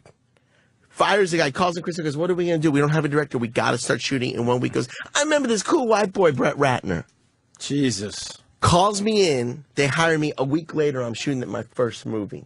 Now look at that. Now, that's a little luck, obviously. But you were prepared. But also, I was prepared. But it was also that fact that look, I did the right thing by Chris Tucker. Meaning, I took care of him. I didn't give him the $5 because I thought he was going to become a big movie star and just hire me one day. I just said, you know what? He did right by me. I got 10 more videos after that. I was a selfless guy. I said, you know what? I'm going to hook this guy up because he needed the money. I knew he needed the money, and then he blew up, and that's how it is. I'm saying, remember the people on the way up, because if not, you're going to see him back on the way down. That's a good lesson. Ralph Cramden said. Yeah. And doing this radio show. Well, here's the thing. Here's what I need help. I want to make a remake, and I'm dead serious. Which one? I need to remake The Warriors. Oh, yeah? I think they've been working on that for years. Yeah, this guy's going to fuck it up, whoever's doing it. Who's remaking The Warriors? Trying to get a script. They'll make it PC or something. No, he wants to do it in Los Angeles. The person. No, you got to do it in New York. But he's not doing it in New York. New York isn't the New York. What's the guy's name? I understand that. But it's not the same New York it used to be. Peter Jackson. No. Oh shit. He wants to do it through Los Angeles, man. I need it. I'm gonna buy it from him. I want to get it. Help me get it, Brett. I already got it. Rock cast as Cyrus. Cyrus? Oh, really? That's a good idea. The Rock is cast as Cyrus. I already got the fucking movie in my head. In my Superman, Chris Rock was Jimmy Olsen. Oh shit! I had I said Chris Rock is Jimmy Olsen. I had a whole spin on it. How's he gonna hold the camera with his fingers all twisted up? But by the way, I'm shooting a movie in New York City. I'm here for like 6 months, right? What movie are you shooting? Oh, I see. You didn't know that? I'm shooting a movie called Tower Heist. Been working on it for 3.5 years. It's a movie that big names is in it. Eddie Murphy brought me the idea. Okay, and it's Eddie Murphy and Ben Stiller together. And basically, it's a bunch of blue-collar guys working in a building in New York City, like the Trump Internet, some of these big high-rise buildings. And all of a sudden, this guy, like a Bernie Madoff guy, lives in the penthouse of the building. And he does a Ponzi scheme, and he loses all the employees' pension fund. So he gets put under house arrest. So imagine he's under house arrest in the penthouse, and he's lost everybody's life savings. So the doorman, the elevator guy, the guy who works in the garage, the guy loses all their money. And and all of a sudden he's under house arrest. And Ben Stiller, who's like the manager of the building, finds out that he's hiding $20 million in his apartment. So they got to break into the apartment while the Bernie Madoff character is in the apartment 24 hours a day under house arrest. There's 2 FBI agents sitting outside the front door. And it's only one door in, and it's during the Thanksgiving Day parade when there's 10,000 cops on the street below, and they got to get in that apartment and steal the $20 million. It's crazy. Matthew Broderick's in this movie too, Matthew right? Broderick plays the tenant who's they're foreclosing because it's fucked up times in the building. Who helps with the heist? I got Gabby from Precious. I got Precious in it. Who's she play? The building? She's playing the house. Holy shit! Yo, you can't go there, man. Look at it! He look at me up and down. who's talking, fat man. That don't mean my say- eyes are broke, nigga. I fucking... He's about to say that you could be a stand-in for Precious For the if she's building. sick one All day. right, Damn. If I wanna Precious play is sick one day, the 12th floor. Patrice is going to get the call. Look, he's like, help me, get me out of here. I'm No, fucking but with- this I'm is fucking no, with no. that But bitch. she's great. She's playing one of the fuck. housekeepers who's an expert. See, the thing about this ain't like Ocean's 11, okay? These guys aren't professional thieves. They're regular blue-collar guys. They're underdogs. And they've been saying, we've been scoping out this building for 11 years and we haven't even known it. You know what I mean? Oh, Because yeah. they've been Who's the working. Bernie Madoff guy? No, right. Alan Alda. I got Casey Affleck in Jesus. it. I got Casey Affleck. I got Eddie Murphy, Ben Stiller, who together, I mean, those are the two big. I mean, those just guys. saw that and, shit. and by the That's way, awesome. this is an edgy part for Eddie Murphy. This is going back to what he did back in the day when he did Beverly Hills Cop. Is he still in the mood to do that shit? Oh, hell yeah. Scott. Yeah, we got to get him out of here. Oh, yeah. We got to get Brett out of here. Tony Scott. That's who's doing the Warriors. Brett, Yes, man. so you got a busy day. We wanted to ask you about Bush, too. Maybe next time. You took a plane with Bush. I did? That's what Norton's saying. Norton's lying. Edward Norton? Jimmy Or Norton. Jimmy Norton. All right. Maybe That I not. took a plane with George Bush? Yeah. No. I had Air dinner. Force One. Oh, wow. Did Norton set us up bad? No, with his father. I was with his father. Okay. Maybe for next time. And Yeah, who's yeah. who's spreading rumors about Serena Williams? That was my girlfriend. You used to go out with Serena. Yeah. Delicious. You're impressed? Patrice loves 2 years. That was my girl. Wow. Let me tell you something. I did Prison Break. I created that show, Prison Break. Right? I literally had to go to prisons just because we were doing research. And all of a sudden, when I go into the main cell block, people are like, "Yo, Ratner, yo, Brett, yo," and I'm like, "How the fuck? God, they watch a lot of Rush Hour in here." And I realized it was because I literally went and started. Then I started getting closer, and I went in and looked in every cell. I don't want to get spit on and had shit thrown at me. But I was literally walking up to every cell block, and I thought I was shocked. I thought there'd be a picture of Halle Berry, Beyonce. Every single cell had a picture of Serena in that cat. You packing major wood, huh? No. For you to fucking, because he wasn't afraid like some white guys. Oh, just You know what's funny? fucking- You know he what's got funny? mega wood. That's why he fuck with black people, man. Let me tell you. God damn it! What you packing, a 9? Let me tell you something. That was fearless. Let me tell you something crazy. Let me tell you something crazy. Two demos came to me, approached me when I was dating her. Every white guy, okay, Colin Farrell, everybody. Tell me what that's like. Because normally, everyone's like, yo, what is it? Because they're intimidated. I mean, she's like, she's It's a scary. real- It's yeah, all she's scary, yeah. man. I mean, she's bigger Very than me, intimidating. by a lot. I'm more muscular, right? And But you introduced her to cunnilingus because them motherfuckers from Compton, they don't eat pussy. He went down, and she's like, oh my lord, Lord, oh my and then, lord. and then the other one was black girls just started coming up on me. Going, Oh, because they were like, You're taking care of her. But then I started getting heckled at the tennis matches. I'm like, what you doing with my sister, man? You know, people getting pissed off. Fuck them. Yeah, I'm fuck proud them. of you, man. Black, God yeah, damn. black guys. You know who would probably be introduced like, me? Michael Jackson introduced me to Serena. Really? Michael was staying in my house in Miami for about 3 months, and there was a doorbell ring, and it was Serena. I'm like, and we walk in, she's like, I'm here to see Michael, and I'm like, oh. So he came in, I'm like, hi. How do you make that move? Because he came in with fucking little dude confident like this motherfucker. Because nobody comes Nobody at her like approaches that. her. He fucking looked up at her and go, you know what I'll do to you? And she Lost it, right? fucking No, lost it. it's not that. I had to Oh, be. stop fucking. I had to be her Come friend on, first man. for a long time. Oh, you Yeah. went friend zone. Yeah, well, no, I didn't know. I didn't even. But this is what happened. I made one move, and she said, "If you're the last man on earth, Brett, I'm looking me dead in the eye, dead serious, and it ain't ever gonna happen. So don't even try it." When someone says that to me, It's a challenge. I'm going Wow. after that. Damn. I like when a girl says that. And to he me. went right And down he on lit that it. fucking beady cooch hair. Oh, Brett had munched his way to glory. Fuck, I'm jealous, you motherfucker. He munched his way to goddamn glory. We could talk to you all day, Brett. Damn, man. son of a I bitch. love hanging out with you guys. Thanks for having me. Really, gotta be I out. think people need to see this movie. Skyline tomorrow, yeah. Skyline, go see it, because if you love aliens, if you love going to a movie and getting scared to death and being terrified and having fun in the movie, but more so if you want to see something that is, like when I was a kid and I saw Star Wars, and I'm not comparing to Star Wars. Right. There was a defining moment because I was like, God damn, look what they're doing technologically. these guys are going to a whole other level. Yeah, we were just talking about how amazing it. When's it coming out? Tomorrow, man. It's tomorrow. You better buy your ticket online. I'm fucking retired for about 2-3 months. I'm going to go tomorrow. You got to go tomorrow. Just mellowing out. Yeah, get all your friends and just done do for it. a while. I'm going tomorrow. Go with a group of. I'm actually going to spend money on this motherfucker. All right, no man. bootleg. Ladies and gentlemen, no bootleg. We're spending money on Brett Ratner. This is for Serena. Not for Brett. We got to F the bootlegs. No Harlem bootlegs. We're going to see that fucking skyline. I'm looking for a girl. So if you got a girlfriend, all you single ladies out there, you know, I'm looking to settle down. She might have a weave and fucking. You're getting big enough to date white women now. You fucking forget all of that shit. But I like a big ass. That's the problem. You should have been a real producer. In Italy, there's mamalistas, or men who like big breasts, or culistas. I'm definitely the culista, man. I'm the culo man. I'm proud of you, man. I like a big ass. I'm proud of you. And the movie making also, sir. Thanks for having me, man. Brett, thank you. All right, man. My dreams are coming true. Thanks, guys. All right, Brett Ratner, Skyline, tomorrow in theaters. Check it out. Check out the trailer at least, and you'll be hooked, man. All right, we're going to take quick. Why Guns N' Roses? I'm so confused. It's his feet. I know, but he plays Guns N' Roses? If someone punched in at the beginning of our show, they'd be like, "Did they play fucking thing from The Good, the Bad, and the Ugly?"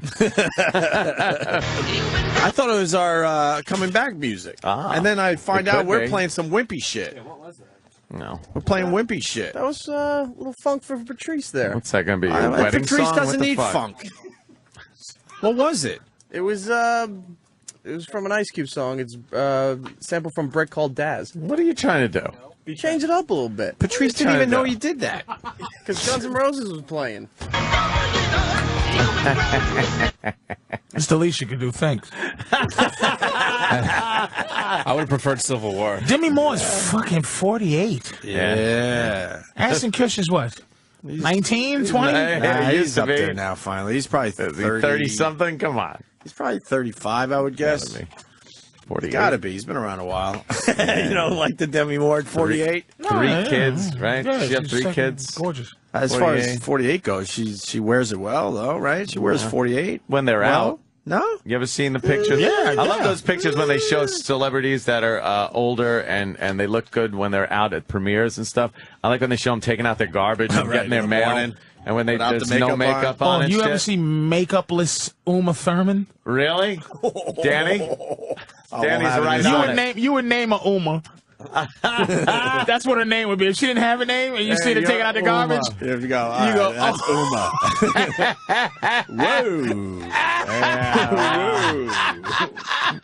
Whoa. Not quite that. How about this? Whoa. Oh, not quite that sassy Mia Wallace. You know, she has natural beauty. Oh, is that it?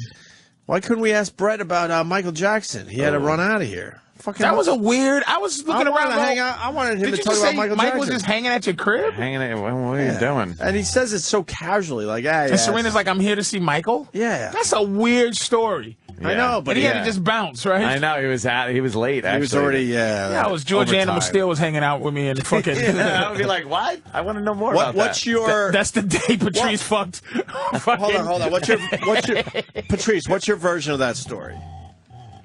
Nothing. I know. That's what I'm getting. Nothing. I don't have a style. And you're in entertainment, but you're not hanging with Michael Jackson and Serena Williams comes by let me to tell say you hi. something. I get uncomfortable because I saw Mos Def at the airport. Yeah. He comes up to, I'm in line. He goes, "Hey, what's up, P?" And I'm like, what I know you, but Yeah. I don't like. Did Mos Def say "What's up, P" to me? Like that's it made pretty me cool. nervous. It was cool, but I'm such a fucking uncomfortable in Hollywood that I didn't know what to just say. Hey, what's up, Mos Def? Or MD? Or I know of him. What do you say? I saw Ernie Hudson on a plane. I'm quiet the whole fucking time. He's ordering shit with Equal, and I want to say to him badly. I said, "Man, that's poison, sir. You know, you living a long time, man. Just try not to drink." But I just was keeping quiet. I didn't want to go. Who's he? But Ghostbuster guy? Ernie Hudson, Yeah. And I go, I'm just sitting there going, this guy's like black royalty, I would say. He's in the black community. Ernie's pretty Oh big. yeah, sure. And I just figured, leave him alone.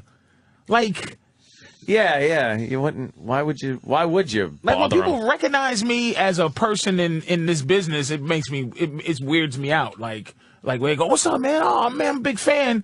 And I go, thank you, dude, that I seen on TV too, but Sure. I don't really know. So But I the wouldn't come up idea to. of fucking Michael Jackson at your house, and then Serena comes and goes, hi, I'm here to see Michael. That seems like some weird thing that don't even what's going exist on? in the fact that Hollywood exists. Like, Yeah. Right. I don't have any I hung out with this guy stories and shit. And my friend, I got a buddy in Boston who hates that I'm not like that. Because he comes here and, you know, he sleeps on the fucking blow up mattress and shit. And he's hoping someone famous stops by. He's He hoping wants a little that piece of that. He's like, yo, where the party's at? Oh, thinking it's gonna Nigga, be call up. where the party's Call at. up your Hollywood friends. Motherfucker, you Right. don't know Peebo Bryson, nigga? Call up George Clinton. Ain't he having a party at his house? Where the cocaine and white women? I'm like, nigga, I don't fuck with that. I come home after I do a show. This motherfucker's like, you suck. Oh shit! He wanted the He's the hoping late to bring night the party to your house. Yeah, Right? nigga, where the bitches? Oh, right on. You know this Here one. now, here now, baby, like a dog in heat. That fucking racist. What's his name again? It's Nuge, right? Yeah, Ted Nugent. Hey, they're playing good music over there. Here now, baby. Is that a Kasha without any makeup?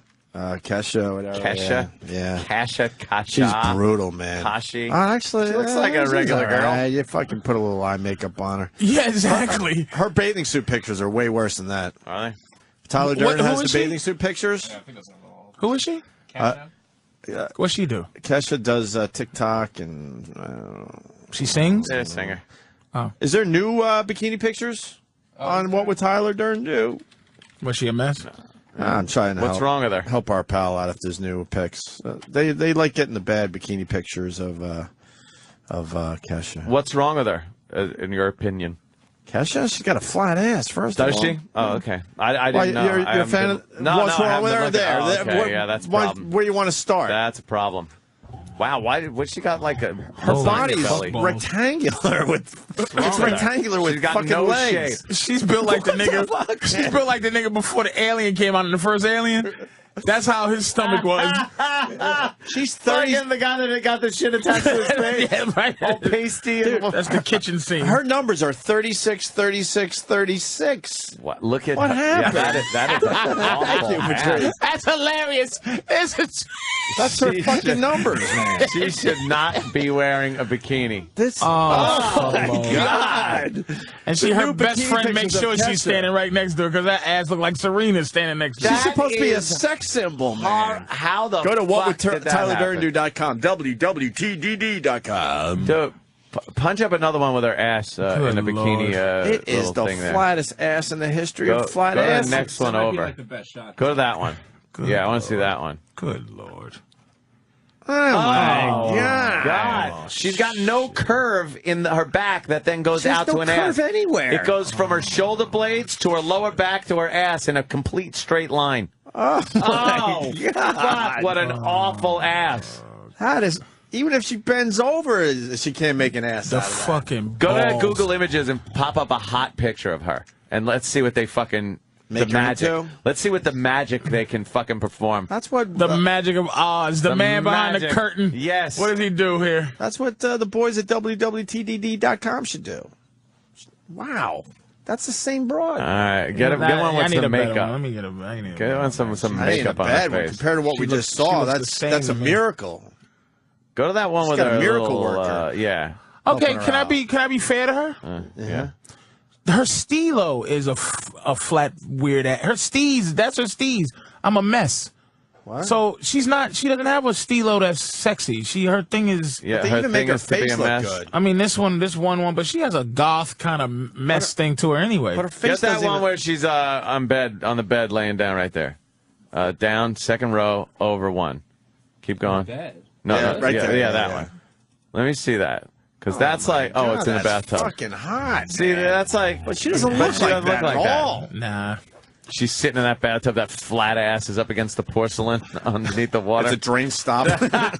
She stopped the drain with a flat fucking flap that goes over the drain ass. Oh man. Yeah, if someone goes 36, 36, 36, that's a rectangle. Yes. Yeah, it's that's what barely she a looks joke. like. You got to go see these pictures. There's no shape to her. And this goes back to what my Facebook theory, where you have this picture, which is the profile pic. Right, and it's right. all nice, and she's all sexy in the bathtub.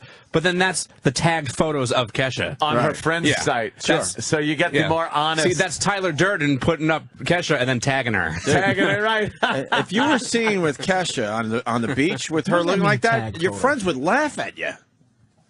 Yes, you we have a would. different? They'd be like, what are you doing? Friends picture. Alex Jones. Oh. I don't know what it means. Hi, welcome to the show. Sir? Shit.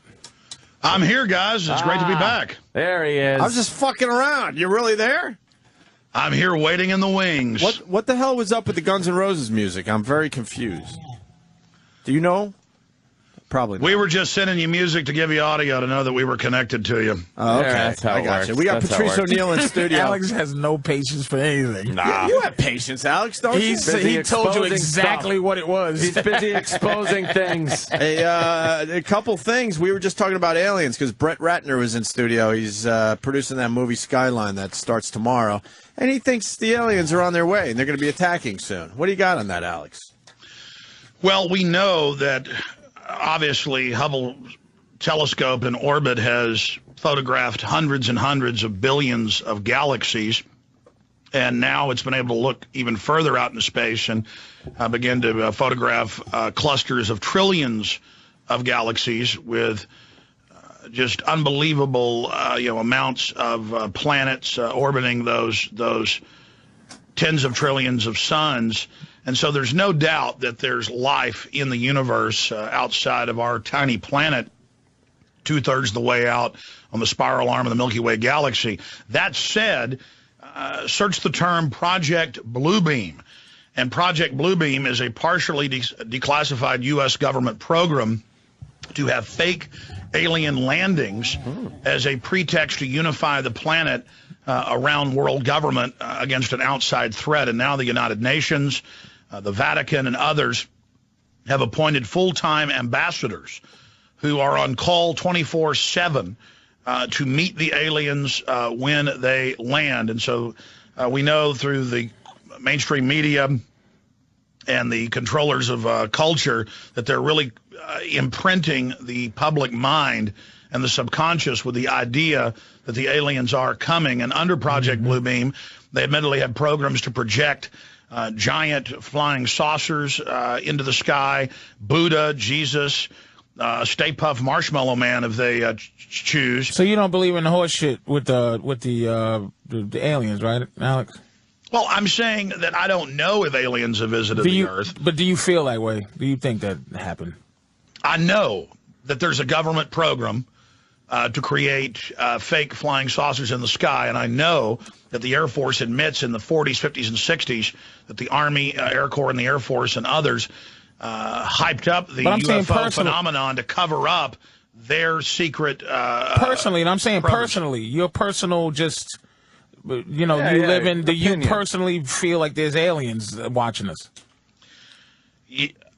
To be clear, I believe that there is life in the universe. I don't know if there's aliens. I feel the same way there's life, but I don't believe in fucking that they're watching us. And the only reason I don't believe it is because I don't believe if they had the technology, or like if we had the technology to watch things, that we would just be peeking for 10,000 years and then come out of a cloud and whatever. I just don't believe they're up there playing games. Well, Patrice, I tend to agree with you. And look, I mean, there are trillions and trillions and trillions of galaxies with hundreds of billions of stars per galaxy. And we're pretty self-centered if we think out of untold quadrillions of planets, with billions of them no doubt being habitable, that anybody cares about us. It's kind of like if you're walking through a field that's got a billion bacteria in the dirt and on the grass, that you bend down with a magnifying glass and obsess for thousands of years over one little group of bacteria.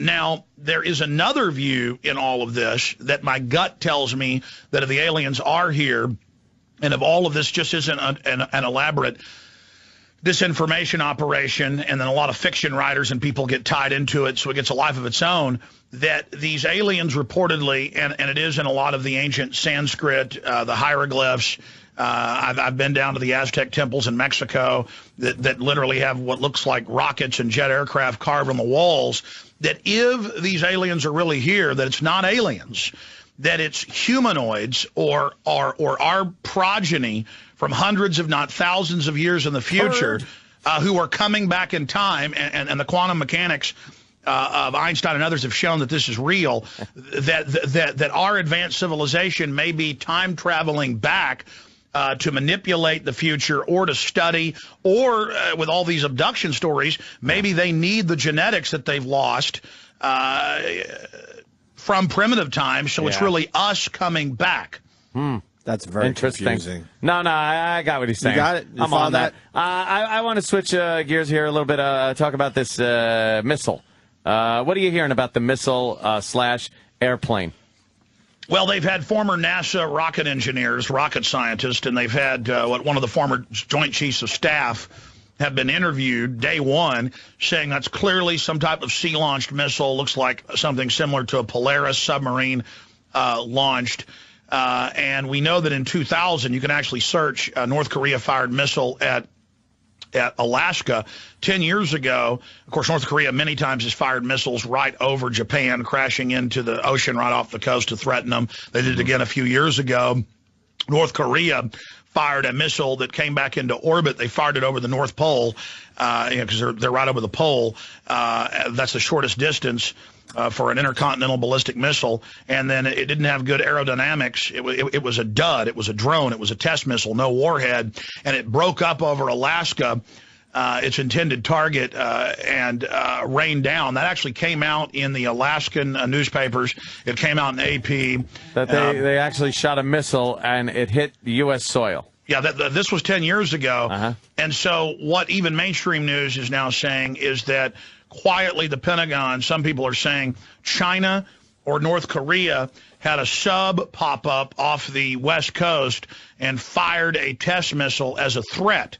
And of course, just a few months ago, the U.S., the South Koreans, and the Japanese were out in the South China Sea and were firing test missiles as well. So this is what governments do, kind of like when they'd send the Russian Bear nuke bombers over during the Cold War. They started doing that again. We knew they were coming. How the hell does somebody get that close, especially someone with like North Korea, get that close to the coast of the United States? Well, it's international waters.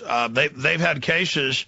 Notice tensions are very high right now because the private Federal Reserve has announced $600 billion to $1 trillion of QE2, quantitative easing, or monetization of debt, which is going to devalue all global currencies. Yeah, just printing money. And cause inflation because the dollar is the world reserve currency, so it's causing global problems. The Chinese government's downgraded our credit rating. They've been threatening us. The Russians are threatening the French, the German banking minister, finance minister. And so there's a lot of saber rattling, both economic and military, going on. And clearly it's not a contrail like the media tried to spin it later.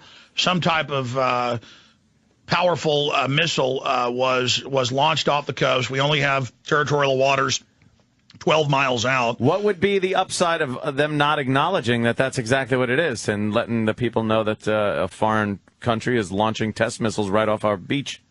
Well, it was only in a few newspapers that North Korea actually fired a test missile and that it broke up and parts of it rained down on Alaska 10 years ago. That's off the coast of California, though, like in this day and age. Sure. That's a little much. Like, what's the upside of them keeping it secret? Well, the upside is the government likes to play like they're God and are all-controlling and all-powerful and can protect us. And governments do these type of things really on a routine basis to menace each other. And so it is a escalation, kind of a threatening form of diplomacy. Look, you can just search this. Or you've probably seen it. You guys are news hounds. We keep hearing about off the coast of Florida in the Atlantic, or off the coast of Japan, or in the Persian Gulf, Chinese and Russian subs popping up right behind our aircraft carriers. And then it's become a big deal because, and some admirals have even gotten in trouble because with the advanced sonar, how are they letting the Chinese and the Russians basically shadow and menace the fleets. And so this is all just a form of brinksmanship, hearkening back to the Cold War. Remember back in the Cold War when we were kids or teenagers, it was always on the news about the U.S. was sending submarines over to cut communication cables to the Russians, and they had subs, and then the Kursk, and our submarines running into their submarines. And I mean, this is just an ongoing thing, and basically the Cold War type tensions are kicking back up. But I was speculating about this being Russia, China, or North Korea, mainly China or North Korea because it's in the Pacific, and that's their sphere of influence. They generally do it in areas that they consider to be their turf. Remember the Chinese, basically flying some of their aircraft into the C-130 surveillance, or AWAC actually, and then forcing it down. I mean, this is just ongoing type behavior. But what we do know is former top brass in the Pentagon, one of them a chairman of the Joint Chiefs of Staff or a member of the Joint Chiefs of Staff, and members of NASA have come out and laughed and said, that's obviously a giant missile trail, some type of ship or submarine launch system. It looks just like a Polaris nuke launch. And we know that if you go back to Bill Clinton, he got in a lot of trouble for helping transfer through Loral and Hughes the missile systems to North Korea and China. I understand the missile system, but do you honestly think North Korea has nuclear sub capability? I'm not saying it was a nuclear sub. They've got a bunch of diesel subs. Many of our subs are diesel because they tend to be more reliable in many cases and don't take as much maintenance. I'm saying they launched a warhead-free drone missile is what they're called. Yeah, but like they even have the technology enough to launch a missile from a submarine at this point because their launches really are kind of archaic. When you look at their land-based they've done submarine launch tests. They're off their coast over Japan. And they've done ground-based, and a lot of it's their long-range, 8,000-mile ICBMs that rarely make it into orbit. And so you're right. Look, I don't know. I mean, in fact, I haven't really covered this much on Infowars.com and PrisonPlanet.com or on my own little radio show because when I can't document something, I don't really talk about it much. You guys raised it. It's kind of like the alien thing. I don't really cover aliens because I can't prove it one way or the other. What do you think about Jesse the Body Ventura's show, A Conspiracy Theory? Have you caught this thing? Yeah, I think it's pretty informative, but also entertaining for the general public. I'm actually a consultant on it, and I'm in the next. Oh, you are. And I'm in the next 4 episodes coming up. In fact, this Friday at 9 p.m. Central, it's the Police State series. We actually have an article up on Infowars.com dealing with this. And it's bombshell FEMA camps confirmed. And we actually went out to some FEMA camps, myself and the governor, and got threatened with arrest and other things. So it's. Hey, Alex. Alex, out of FEMA right now. Alex, out of FEMA camps, like, are they being loaded up now, or is this? Or are they getting ready to get loaded up? Okay, let me be specific. And it's free online on YouTube. It's Police State 4, The Rise of FEMA. I released it 6 months ago. Police State 4, The Rise of FEMA. It was good, too. I like that one. And it takes 2 hours to go over the whole history of it, to show the congressional hearings where they admit the FEMA camps, to show the mainstream news articles, and to show people facilities that are designated as, quote, emergency centers. Mind control. Mind control. I was a former governor. A fighter. I've seen things you people wouldn't believe. I'm a former Navy SEAL, a governor, a fighter.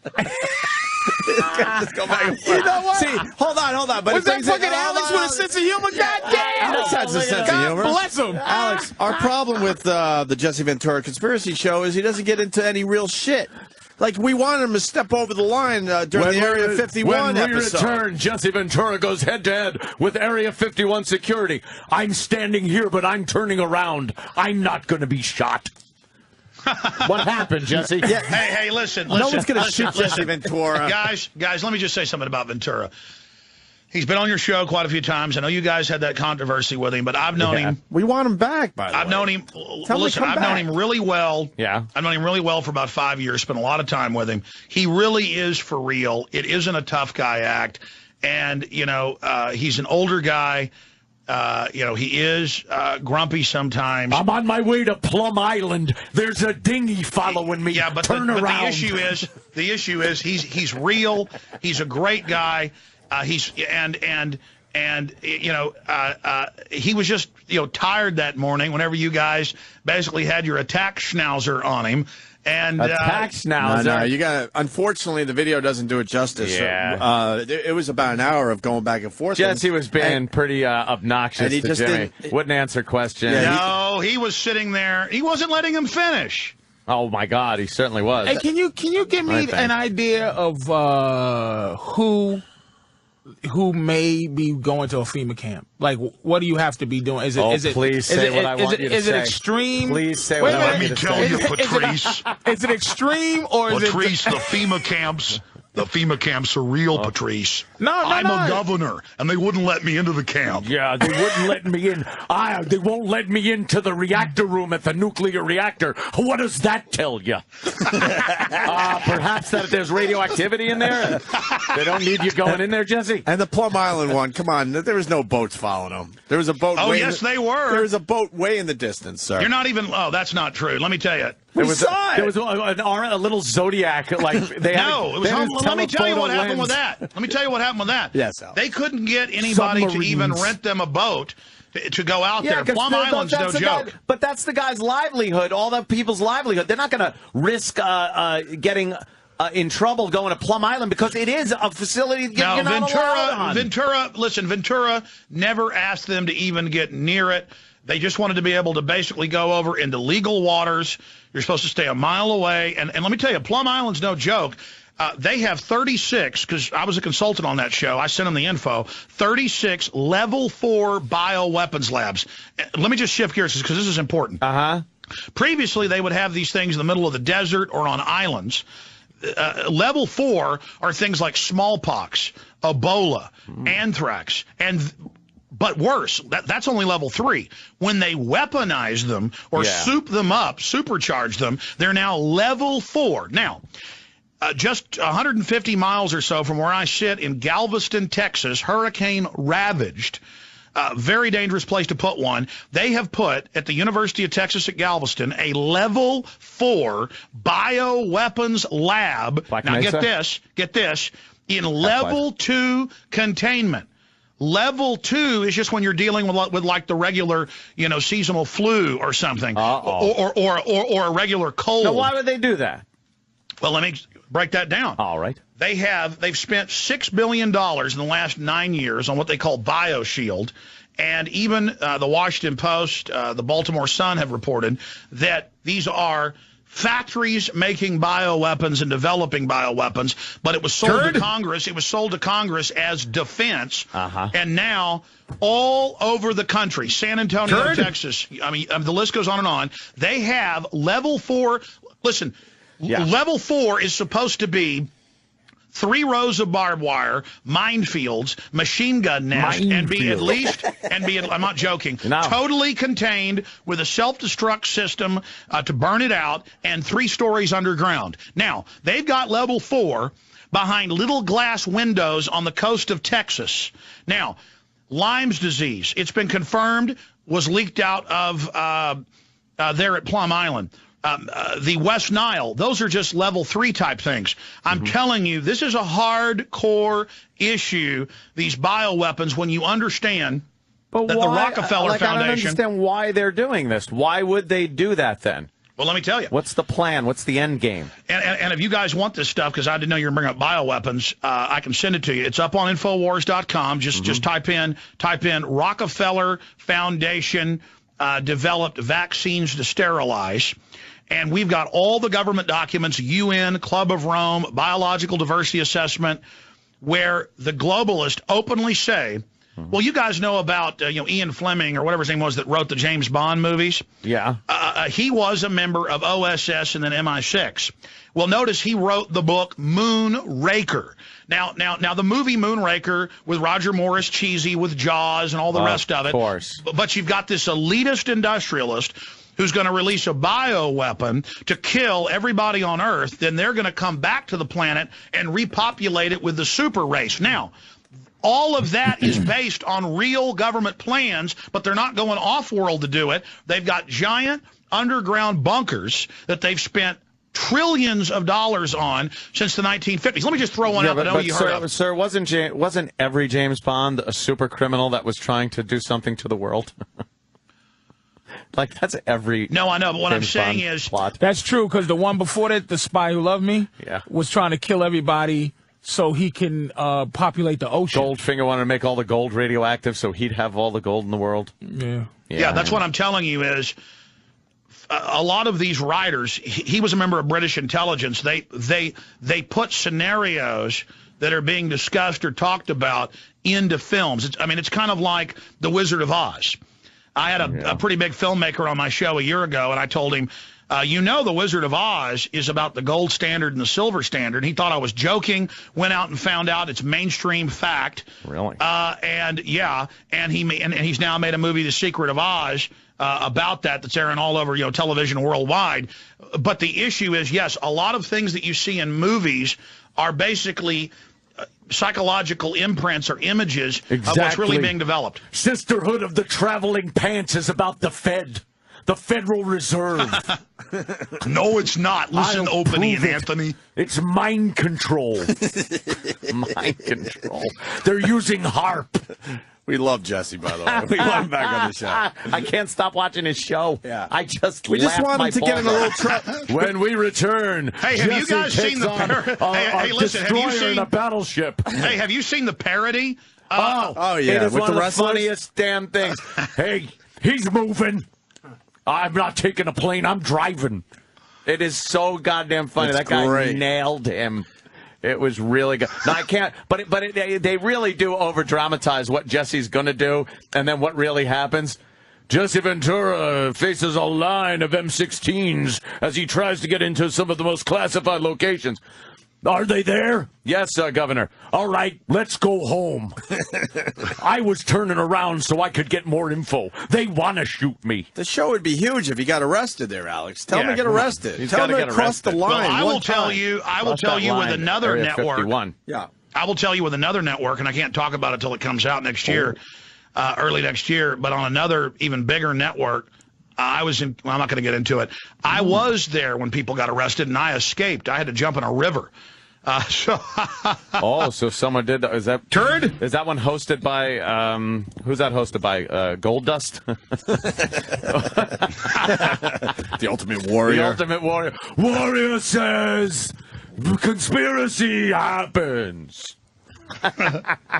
I am the warrior. He knows. Alex knows. Alex knows the whole deal. It's Warrior says. Warrior says Infowars.com. we just wanted to get a little. Listen here, Warrior. I'm a governor, and I like PrisonPlanet.com. I'm a governor. You working on any movies right now? What, documentary films? Yeah. Yes, I'm working on one, a masterpiece that I've been working on for 2 years, dealing with eugenics.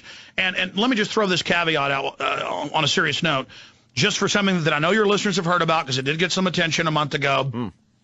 Oh, Hillary apologizes. The U.S. government secretly injected thousands of Guatemalan men, women, and children with live syphilis on purpose and told them that it was a vaccine. Oh. You see, it was already declassified. They just announced it to act like, oh, we're sorry we got caught. It didn't just end with poor black folks over 45 years being injected with syphilis, men, women, and children.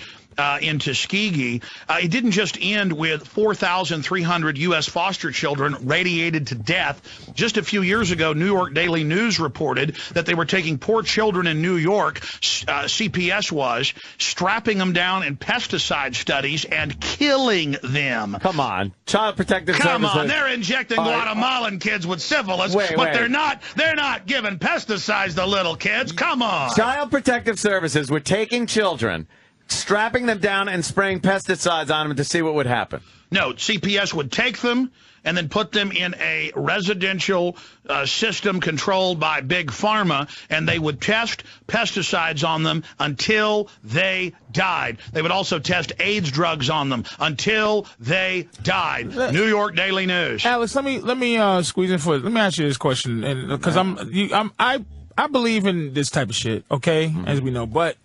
Okay, why do one thing if you're them? Why put it on memos to classify or declassify? If it's like a room full of like 10 people, why not go, all right, you 10, we're going to do this fucked up shit, and then if we get busted, there's nowhere to get caught. Just remember it. Don't write it down. Yeah, there's no actual fucking proof that we're going to do terrible things to Guatemalan kids. Right, don't tweet it. Don't tweet this, please. Like, you know what I mean? Like how many people are involved with doing something like that? Like, it can't be more than 10? All right, well, let me answer your question because this is key.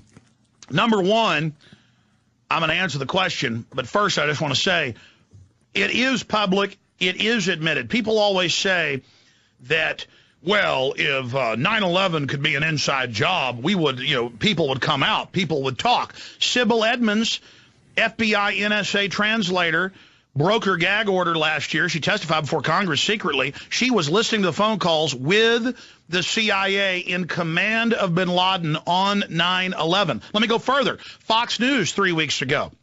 Just search the term. Anwar al-Awlaki, or al-Qaeda chief, met at Pentagon 2 months after 9/11. This guy's on the news at the time as the number 3 in al-Qaeda. Now, this is real. Check it out. As the number 3 of al-Qaeda, and it turns out he's hanging out secretly at the Pentagon. Let me go further. Then the head of Pakistani intelligence, who admittedly wired the money to the hijackers, hanging out at the Pentagon the same time, hanging out at the Pentagon the day of the attacks. Okay, and the list goes. I can give you hundreds and hundreds and hundreds. But listen, they hide it in plain view. By the way, this is why I don't believe in. This is why I don't believe in aliens in Area 51. Yeah. Because I don't believe that the average Joe, which is some soldier that they said keep this secret and keep honest. Let me go further. Can keep a secret like that. Let me go further. Let me just drop total bombshells on you right now. Okay, 4 months ago, Washington Post spy talk written by a former CIA agent interviews the CIA section chief, and he tells him, yeah, we made fake bin Laden videos for U.S. television. Boom. Just search CIA admits that they made fake bin Laden videos. Well, I knew they were fake. They had linguists listen to the voice. It wasn't him. They did voice prints off the real bin Laden videos. They played them. It's all fake. Let me go further. You can search Fox News admits U.S. government growing opium. It's up 13 times, and they cut to Army and Marine Corps brass saying, yes, we give them the fertilizer and help grow the opium. Now, it came out in Vietnam they were shipping in the opium, okay? Look, they're growing the drugs, and so what do? They come out in the open now and just say, yeah, Al-Qaeda's hanging out at the crib over here at the Pentagon. Yeah, Alex, we're growing the smack. Let me ask you this. We're making fake videos. Yeah, we're taking the veterans' death benefits. What you going to do about it? Alex, let me ask you this, though. In a hypothetical scenario, what is it going to take, would you imagine, for the people, for all of us to go, oh, shit, this is real? Like, what could possibly happen? Like, you're telling these facts that you can find, but what could happen for everybody to go, oh my God, this actually exists? Okay, well, first do this. What was the last question I forgot about? What was the last question I forgot about? Why won't anybody, like, with these memos? Why do they make these? Why make memos? Okay, I wrote that down. Now go back to the new one. I'll answer the new one first. The new one is, what's it going to take? What's it going to take for everyone to go, oh, this shit is real. It's not just one guy that is saying this happened. The people are going to go. Just to be clear, wow, fucked up. Just to be clear, fucked up. Right, this is foul. We saw the guy behind the curtain. We finally saw it. But people all wake up, and it's like, this is it. What's it going to take? All right, well, let me answer the question, and I'm trying to write these down so I have them all here. Why make memos? He's making memos. And what's it going to take? Okay, let's go to what's it going to take. Let me answer the question this way. Do you know about titrating the dose? Okay, so you're going to answer it by not answering it. No, I'm going to answer it with precision. Are you ready for this? What? What do snake handlers do? Handle snakes. And what do they do in case they get bit? They give themselves small amounts of the venom, and they build it up over a few months until they can take a king cobra bite and not even get a headache. That answers it for me. No, this is going to answer it. Yeah. That's Patrice says, what is it going to take? Okay. Well, they know that it's starting to come out because of alternative media, so they're titrating the dose. They're showing us the man behind the curtain, but saying he's nice. He brings us popcorn. They are, because the alternative media has shown the man behind the curtain, because they can't deny world government or Bilderberg Group or eugenics or population reduction anymore. But they're now coming out and showing us more and more to acclimate us and to condition us through perception management to go along with it, so that as it begins to come out that this is almost all staged, that people will just be basically desensitized. Right, when it does finally come out, we'll go, okay. Do you hear like footsteps in lonely parking garages at night? Are you a paranoid gentleman? Are you always looking over your shoulder because of all this stuff? That's a good question. And then I'll go back to the turd make memo type stuff. Yeah. Imagine, I'm a syndicated radio host just like you guys, and and I'm somebody who I'm just trying to put you in my shoes because I'm also in your shoes. Oh. I'm somebody who goes out and gives public speeches. That's very I'm somebody who, I do lock my doors at night because I have children, want to keep them safe. But no, I'm the opposite of that. I'm not a paranoid person. Yeah. I'm a realist, and I'm bold, and I'm a public figure, and I'm not living in fear. I'm challenging the New World Order. And then people say, well, why haven't they killed you then? Because if they kill me, it underlines, it highlights, it puts 10 exclamation points behind everything I'm saying. Makes you a martyr. I think if they killed you, it's just another little bit of venom. That's all. That's right. Just a little bit of venom to make it a little easier to get the big bite. It would just be food poisoning or something, too. Yeah. It would be like, oh, look at that. An obvious killing. His brakes went out. Yeah, that's weird. Well, I'm 36, and so I don't think I'll be down of a heart attack anytime soon. But, you do have a good... You're only 36? Yeah. Oh, God. What's up with the voice? Uh-oh. A little too much Jack Daniels and Marlboro Reds. Okay. The government's beaming radiation into my throat. The warrior. I did too many warrior imitations when I was 7. Look, the Drudge Report has our story, top story again. Yes. Which one is that? I don't know. Drudge for 7 days straight has as his top story. But we did a story about Drudge actually stirring national debate over TSA abuse. I'd like to talk about that with you guys if you want to get into it. But first I should answer the question about my voice, and then I should answer the question about... No, you answered the question about your voice. Yeah, well. Well, no. To be honest, I had a little bit of a deep voice growing up, especially when I'm being, calm. When I get excited, it's high. But I didn't ever take speech lessons or drama or anything. I didn't know, starting at about 20 when I started bullhorning, different government officials and people that, I'm screaming so loud that I'm coughing up blood. And so I've lacerated my larynx. Oh. And so I've been to a doctor about it, and they said you need to focus and speak from the front of your mouth, which I'm trying to do now, because if you continue to talk like you really talk from the back of your throat, you're going to sound like a dead toad by the time you're 50. So right now I'm having to consciously talk like this to not sound deep voiced, because if I actually talk the way I talk, it sounds like this. How do you hurt your voice when you're talking out your ass, Alex? Well, hey, that gives me two mouths. That's one for you, attack weasel, to put your face. Why are you thinking about my ass so much? I don't know. Because I heard you're 36. What happened? Was that attack weasel smart enough to me? Yeah, fucking Jimmy. Jimmy, shut up. Listen here, boy. Goddamn Norton. I'm a Navy SEAL. See? You're going to get in trouble with another guy, Jimmy. I'm just joking. I like Jimmy. So where was he at? The memo? We was at the memo. Yeah, the memo. Well, I want to know about the secret hearing, too. How does he know if it was secret? I get confused by that type of thing. Now, which of the secret hearings? What are you talking about? That secret hearing. With the woman you With saw. the woman, yeah. How do you know if it was secret? Okay, well, number one, if you simply go look said up. she did it secretly in front of Congress. But it was memos. It had to be memos. But then it's not a secret. If look, we had a Perry. Oh, look, we had a Perry Mason moment. Look, guys, we got him. Oh, it's Bugs Bunny here. Turd. Hey, Matt, how you doing there? Yeah. Turd. I got Alex is. We got to interrupt him because he'll kick our ass. This guy knows what he's talking about. No, it's a fair question. If she did it secretly, how do you know, Alex? I know, but I'm trying to answer the question, and that's why the governor got mad. You asked me a question, turd. Now I'm trying to answer it. All right. Okay, go ahead. Okay. Alex? Let her That's rip. more like Macho Man, isn't it? Yeah, that was. Oh, yeah. Oh, yeah. Oh, yeah. Oh, Infowars.com. It's gold. Yeah. They're poisoning us with Slim Jims. See?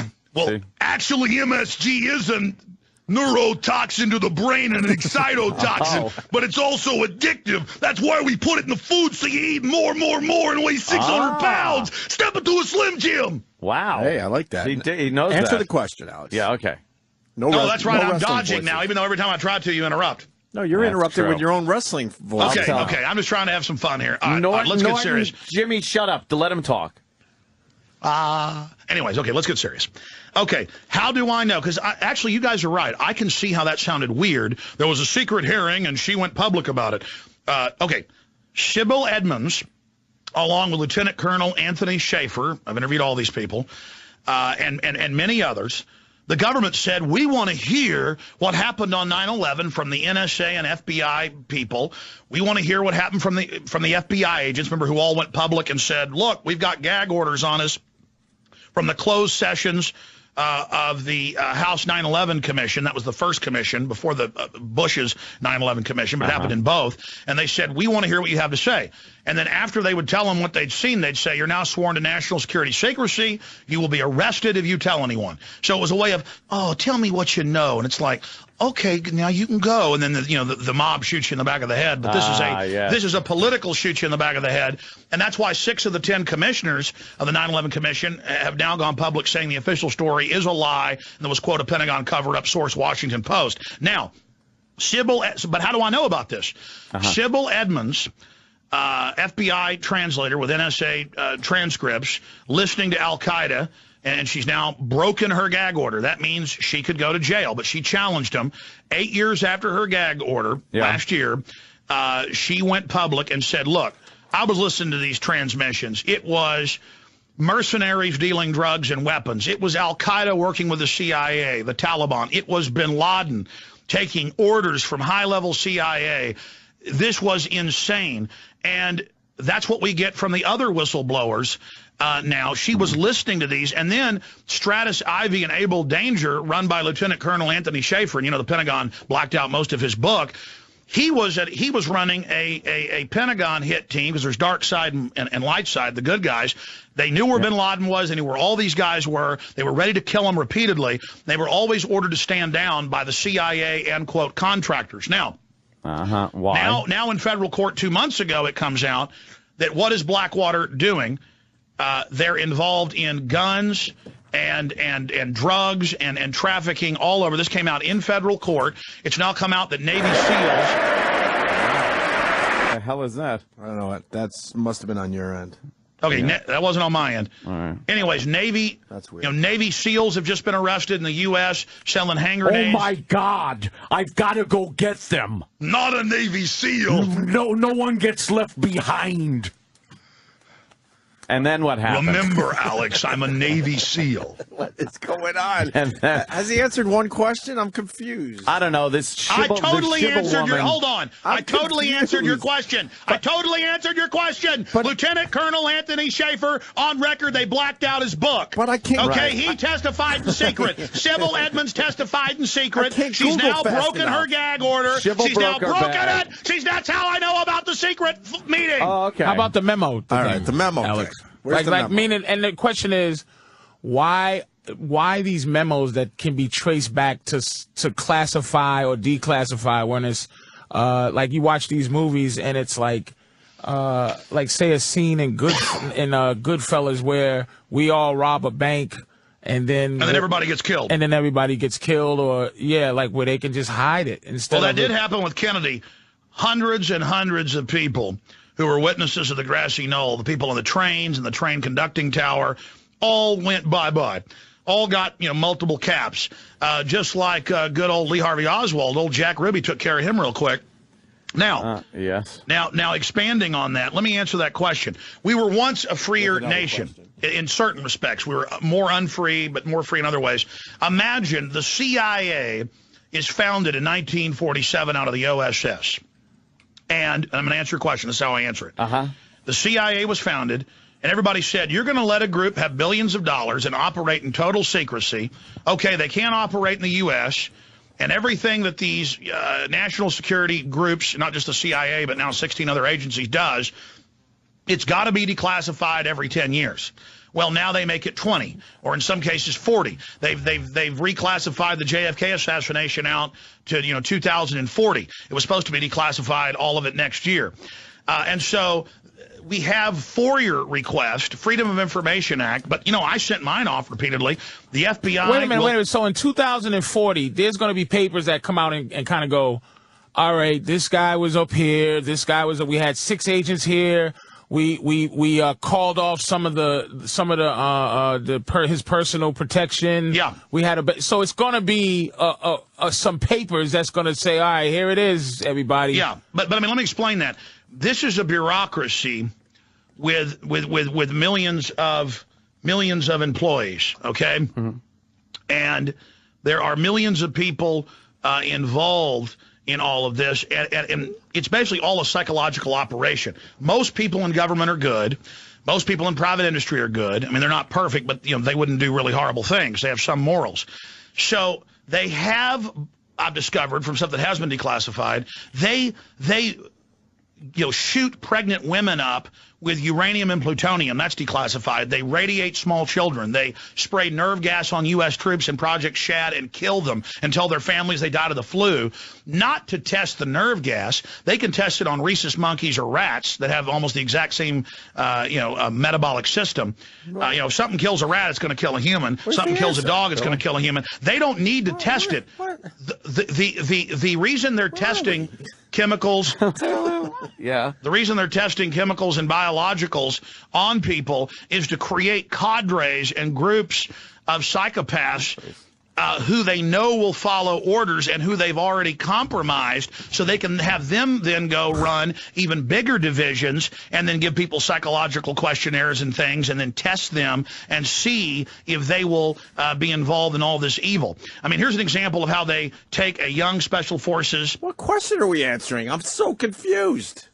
Okay, you asked me about the memo? You asked me why they have memos. Yeah. Now we're talking about I'm telling quad you, ratings. it's because they've got a large command and control structure. Okay, all right. And just like you guys have probably got a memo hanging up in the bathroom, saying don't crap on the floor, because I bet some of you do that. Well, actually, listening to your show. It's about blowjobs, actually. I'm just joking. The point is, I'm sure, exactly, you got to put a memo up. And so that's the bottom line. Okay. And then I was explaining the psychology of how they take a young special forces captain who's 25 years old. We might not be as smart as this guy. I know. Well, he's very well researched and well read. Yeah, you're very well read, Alex. Well, but listen, guys, I'm not really that well read. Right. Some people are experts on Harry Potter, or they're experts on the NFL. I like Harry Potter. Oh, Martha. Or they're experts in gardening. Listen, listen, all this stuff so much stuff is admitted. Right. There are over 10,000 declassified examples. You know how many times they've released nerve gas in the New York subway? 806. No, more than 20 times. Do you know how many times they've released bioweapons in the New York subway? Are you kidding me? Now, how do people get away with that? Do they take out Listen, you have a computer in front of you, right? Yes, I do. Okay, just search biological experiments, New York subway, 1968. 68? Oh, okay. I could buy 1968. But remember, they only declassify this now every 30 to 40 years. But yes, they probably did it. They probably did it. It makes no fucking sense subway lines. To do some horrible shit that's secret, right? And then follow the rules of declassifying or classifying. It just makes no. It makes perfect sense if you're a psychological warfare chief with 180 IQ. Go back to snake venom. Okay, now what I see is Army germ warfare experiment in New York subway system. Now that could be anything from dumping anthrax on people or studying a group dynamic. Actually now we know what happened with it. But it could be they released a bacterium, and it was a test. The Army doctors were told to see how it spread, but it was really a test to see if they would go along with it. And they had Army doctors posing as regular doctors in all the local hospitals, and then they didn't give people treatment because they wanted to watch them die. Now, just like injecting little Guatemalans with syphilis. Oh, but the government wouldn't commit 9/11. And to keep this information is great. I know they do it, but it's like to keep this information. Let me go further. To just go. Memo? Hey, look at it. They keep it to go what? Like, hey, look at the shit we used to do. Yeah. Like, why even keep that as something you can fucking on flash paper? Yeah, it's just weird to keep this info. It's like how many people are involved with this mess? You know what I'm saying? Too many people involved, I think, to legitimately get away with this for so long. I understand there have been misappropriations. No. I need to get to the key. There's definitely things that have been done by the government that have been shady and underhanded, especially during the Cold War. Absolutely. But I don't think it goes as deep or as far as you and the people that think like you. He's going to get to the key, though, okay. Anthony. Get to the key. I'm waiting for the key. The key is this. They are practicing total insane evil. Oh, shit. Out in the open to break our will. You ever seen that HBO documentary about pimps and hoes? Oh, love it.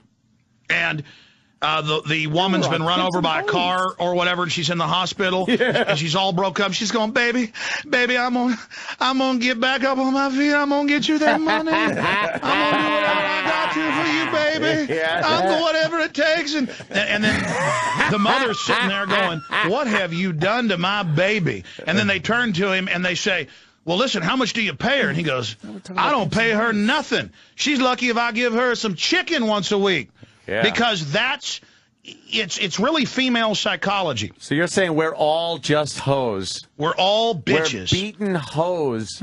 With the same mentality. And so they're urinating on us. They're going, you know what? The Army's own manuals and the former head of the DU program says if the troops inhale 1 micron of DU, on average it'll kill them in 11 years with lung cancer, and the troops are dying of mass in the last few wars. Our troops are now using it over there in almost all the ammunition. 20 years ago, they wouldn't use it, but here on Veterans Day, now they just say, hey, use it, and when you die, what did Bloomberg report 2 months ago? That Prudential and other insurance carriers signed a secret deal with the VA 11 years ago to take the death benefits that troops have paid for, their insurance, through the VA from World War II through to today, and steal their death benefits, and their widows and widowers are told, you ain't getting jack. You know what that is?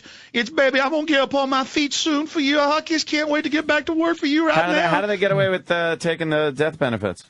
They just do it. How do they get away? Right.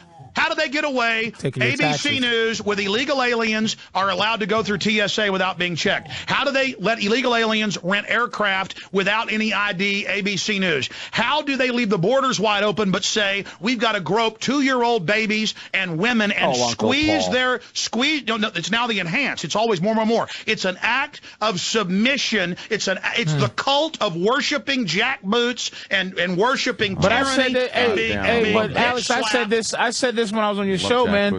It really is our fault. We look at these people. We look at these people that do that to us as if they're not people. But we have to be willing to do that shit to each other. It has to be a guy willing to cuff a 2-year-old baby's fucking nuts at the airport. This can't happen with just some old generals that make decisions. It has to be a fucking scientist who's willing to fucking make a bioweapon. Exactly, and that's the key. They're looking for their brothers. They're looking for their fellow psychopaths. They may be white, they may be black, they may be Japanese. They're looking for fellow psychopaths. All right, how do I get in on this then? How do I get a guy? How do you get on the inside of this whole fucking thing? I don't want to be on the outside anymore. I'll tell you the quickest way to get on the inside. Help me out. The quickest way to get on the inside. Yeah. Join the Navy, get into the Navy SEALs. Join the Army and get into the Rangers, and then become a Green Beret. I don't think I can do that. Let them know that you want to be corrupt. What are the hours? Well, I mean, let me tell you. Listen, I've had family. Listen, I've had family recruited into this. This is real. You want to hear this? Yes, of course. I want to hear it all. I asked the goddamn question. The quickest way to join the New World Order as a on-the-ground drug dealing true gangster murderer, is to join U.S. Special Forces. And then they will psychologically profile you. And if you're a good guy, they'll say, oh, you're a good guy, and you'll end up going and doing good guy stuff. But if you're a bad guy, they will progress through. They will send you to Chicago or Miami, like they did one of my great uncles. And he got out of it. They said, we want you to join the CIA. We're sheep dipping you as an Army officer, as they call it. And next they wanted him to narcotics traffic and do even more serious things. In Chicago, and he said no and got out. Most of them say no. But the fastest way to join the New World Order is to get into Special Forces, and then after you get sheep dipped and are now working for intelligence, it's kind of like in the movie No Way Out when Kevin Costner says, who are these men? And they say, they're men formerly associated with Special Forces. So you'll basically be a killer in a suit, and then to really progress, they're going to say, all right, we want you to go down here to Guatemala, or we want you to go down here to Nigeria. This minister didn't do what we want. We want you to go in, and we want you to gut their children and paint bloody pentagrams on the walls. And then if you go murder the children, you're going to progress up. You're going to have a whole hit team under you. You're going to have a house at Maui. You're going to be shipping coke so is this kind of like Manchurian Candidate kind of thing? No, they don't need to turn you into a mind control slave. All they've got to do is find evil people that want to roll with the devil. Who are the people that pick the bad people? They're psychological warfare experts. Yeah, they got fucking experts. I want to be one of those guys. I want to be above them. Can you do 50 pull-ups in a row? Oh yeah. Why? Can you freeze? See, first they got to take you off. First they got to take you off the farm. First they got to take you off the farm. First they got to take you off the farm and make sure you're an absolute badass who can sit there. So wait a minute, Alex. So the guys so the old guys at the top used to be physical maniacs, and they've just progressed into old dudes who know how to train physical maniacs. They're like World War II guys. Yes, in fact, you talked about Kennedy. I was actually given this 3 years ago, even before Rolling Stone carried it. Anymore. And an hour ago we were. Sorry. No, but this ties into it. You just brought up old World War II maniacs. Yes. Okay. That. E. Howard Hunt, who is the admitted. I mean, Ethan Hunt of Mission Impossible is admittedly named after him. Ethan Hunt. Yeah. In that movie is named after E. Howard Hunt. Howard Hunt, one of Nixon's guys. Yeah. Admitted former head of Black Op overthrow operations. Can't play that game. In World War II. Think at it. In World War II, he had over 50 confirmed sniper kills in China against the Japanese. So he's a World War II badass. They take him in. He runs Black Op hit squads. He overthrows 11 separate nations. And he was, it came out in congressional hearings that they believed he was the Black Op commander. Badass. He sued back in the 80s and lost over all this. Now, before he dies, he did a video, an audio, and a written interview and said, yes, I was the backup commander. And he went over the people that were even more, badasses from World War II and Korea. They were the frontline hitmen. He was the backup guy. He even got arrested that day at Dealey Plaza in the, he was the tramps with all the guns and the boxcar, and they were ordered to release them. And it's E. Howard Hunt, photo there. Hunt was in that group. E. Howard Hunt gave a deathbed confession and admitted they ran the whole op. And by the way, speaking of conspiracy theory, that's going to air not this Friday, but next Friday. Yes, I know. I saw that one. I saw the last one on Wall Street, and I saw the We've got a confession. Trailer. Yeah.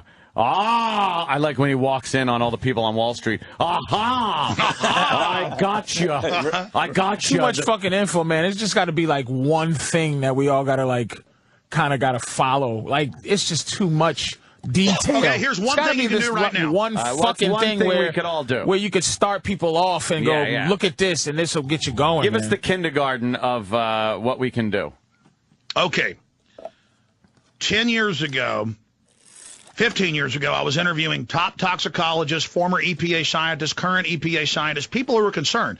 Over 90% of the EPA scientists in 2000 and 2005 wrote letters, their official union voted, to say sodium fluoride in the water reduces IQ by 10 to 20 points. It doubles bone cancer. It is a chemical weapon. Take it out of the water, and it damages teeth and causes dental fluorosis. The same unions have come out and said that bisphenol A in plastic is feminizing men, making girls go into puberty early, and massively increasing cancer because it's a female hormone. Makes women more female, makes men feminine. Now, people always laughed at us about that. Now 4 states have banned it. It was engineered through a UN agreement. They have thousands of different combinations of ways to make plastic without it. Almost all plastic that you drink or eat out of. And when you microwave a TV dinner, it's bisphenol A plastic, it off-gasses it into your Salisbury steak and mac and cheese. And this is why we're so obese. The food ties into it. This is why we're so unhealthy. It's why diabetes is up by 3,000%. They have put soft kill chemical weapons in the plastic and in the water, and everybody can start realizing this and start filtering your water with a special type filters that actually take the fluoride out. There's different types. You have to check it, though, because all filters don't do it. You can stop eating and drinking out of bisphenol A.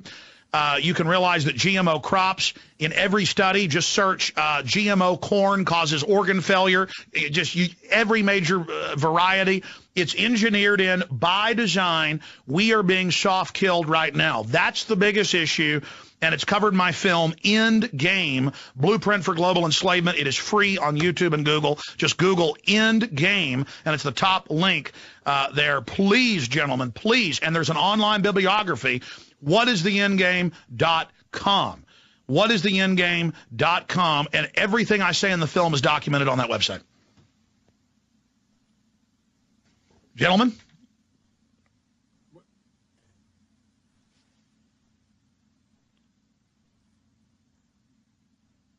I wonder why they weren't interrupting. I guess it just cut off.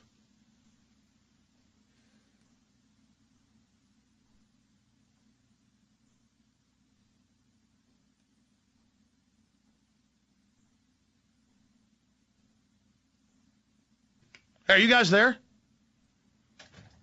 That's kind of a joke. Well, I'll see you then when we come back. I'll take a break.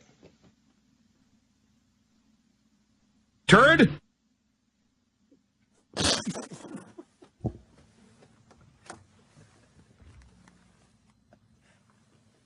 Turd? What? Turd? What? Turd? Turd? What? Turd? What? Turd? What? Turd? What? Turd? What? Turd? What? Now go home and get your fucking shine box.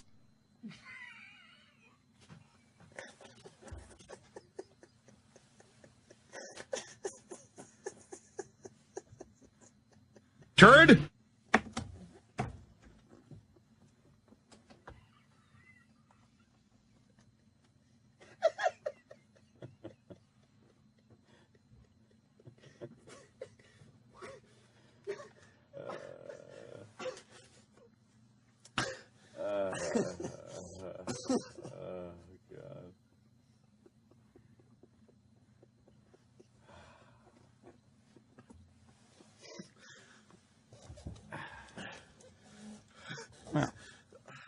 Hello?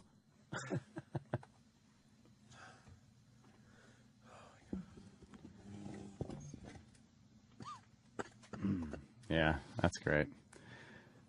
Whew. I'm exhausted.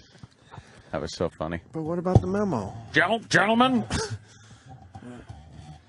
What about the memo? Did he ever answer that question? I'm really confused. Well, let me go back 20 years. What? I mean, he does what he does. He does what he does. He does his show. He gets a good audience. It's very controversial. That's what you got to do. But, man, it doesn't seem like anything that's ever happened in history is just what happened. You know? It seems like everything was some kind of concocted plan that is full of secrecy and intrigue. A lot of... Yeah, back to the music. Seems like there's a lot get it back on, please. I feel... What? Oh, I got the chills. Yeah, that was good. Oh, can't get him back on. A lot of people are really pissed. You fucking Why? assholes. He's giving you real answers. They don't want to hear it. We're having but everything's fun. a fucking joke to you too. Cut the fucking shit. In Everything's big capital not letters. a joke. Sorry, Fatty Pubis in North Carolina. North Carolina. Fatty Pubis is mad at us today. Don't worry about it. We had fun with him. We listened to him. We He did show. I tell you what, I've never. As much as I listen, I've never heard him have a sense of humor like that. Like I didn't know he was fucking. Those impressions. Am I still here, guys? He's back. Yeah, we had a. Oh, hi, Alex. We had a little problem there. Problem. Hey, did that get out on air about the bisphenol A in the water? No, not at all. We lost. Wait, you where were we at? We lost you. Jesus, about. I'm trying to think the last thing. 6 minutes ago. You asked the question, what can, something simple. Yeah, in simple what can terms, we do? What can we do? In that entire 5-minute rant, I was wondering why you weren't interrupting. Didn't get out. Okay, here's the deal. Bisphenol A is in almost all plastics. And when you cook the TV dinner with Opie and Anthony on the Virus, Sirius XM.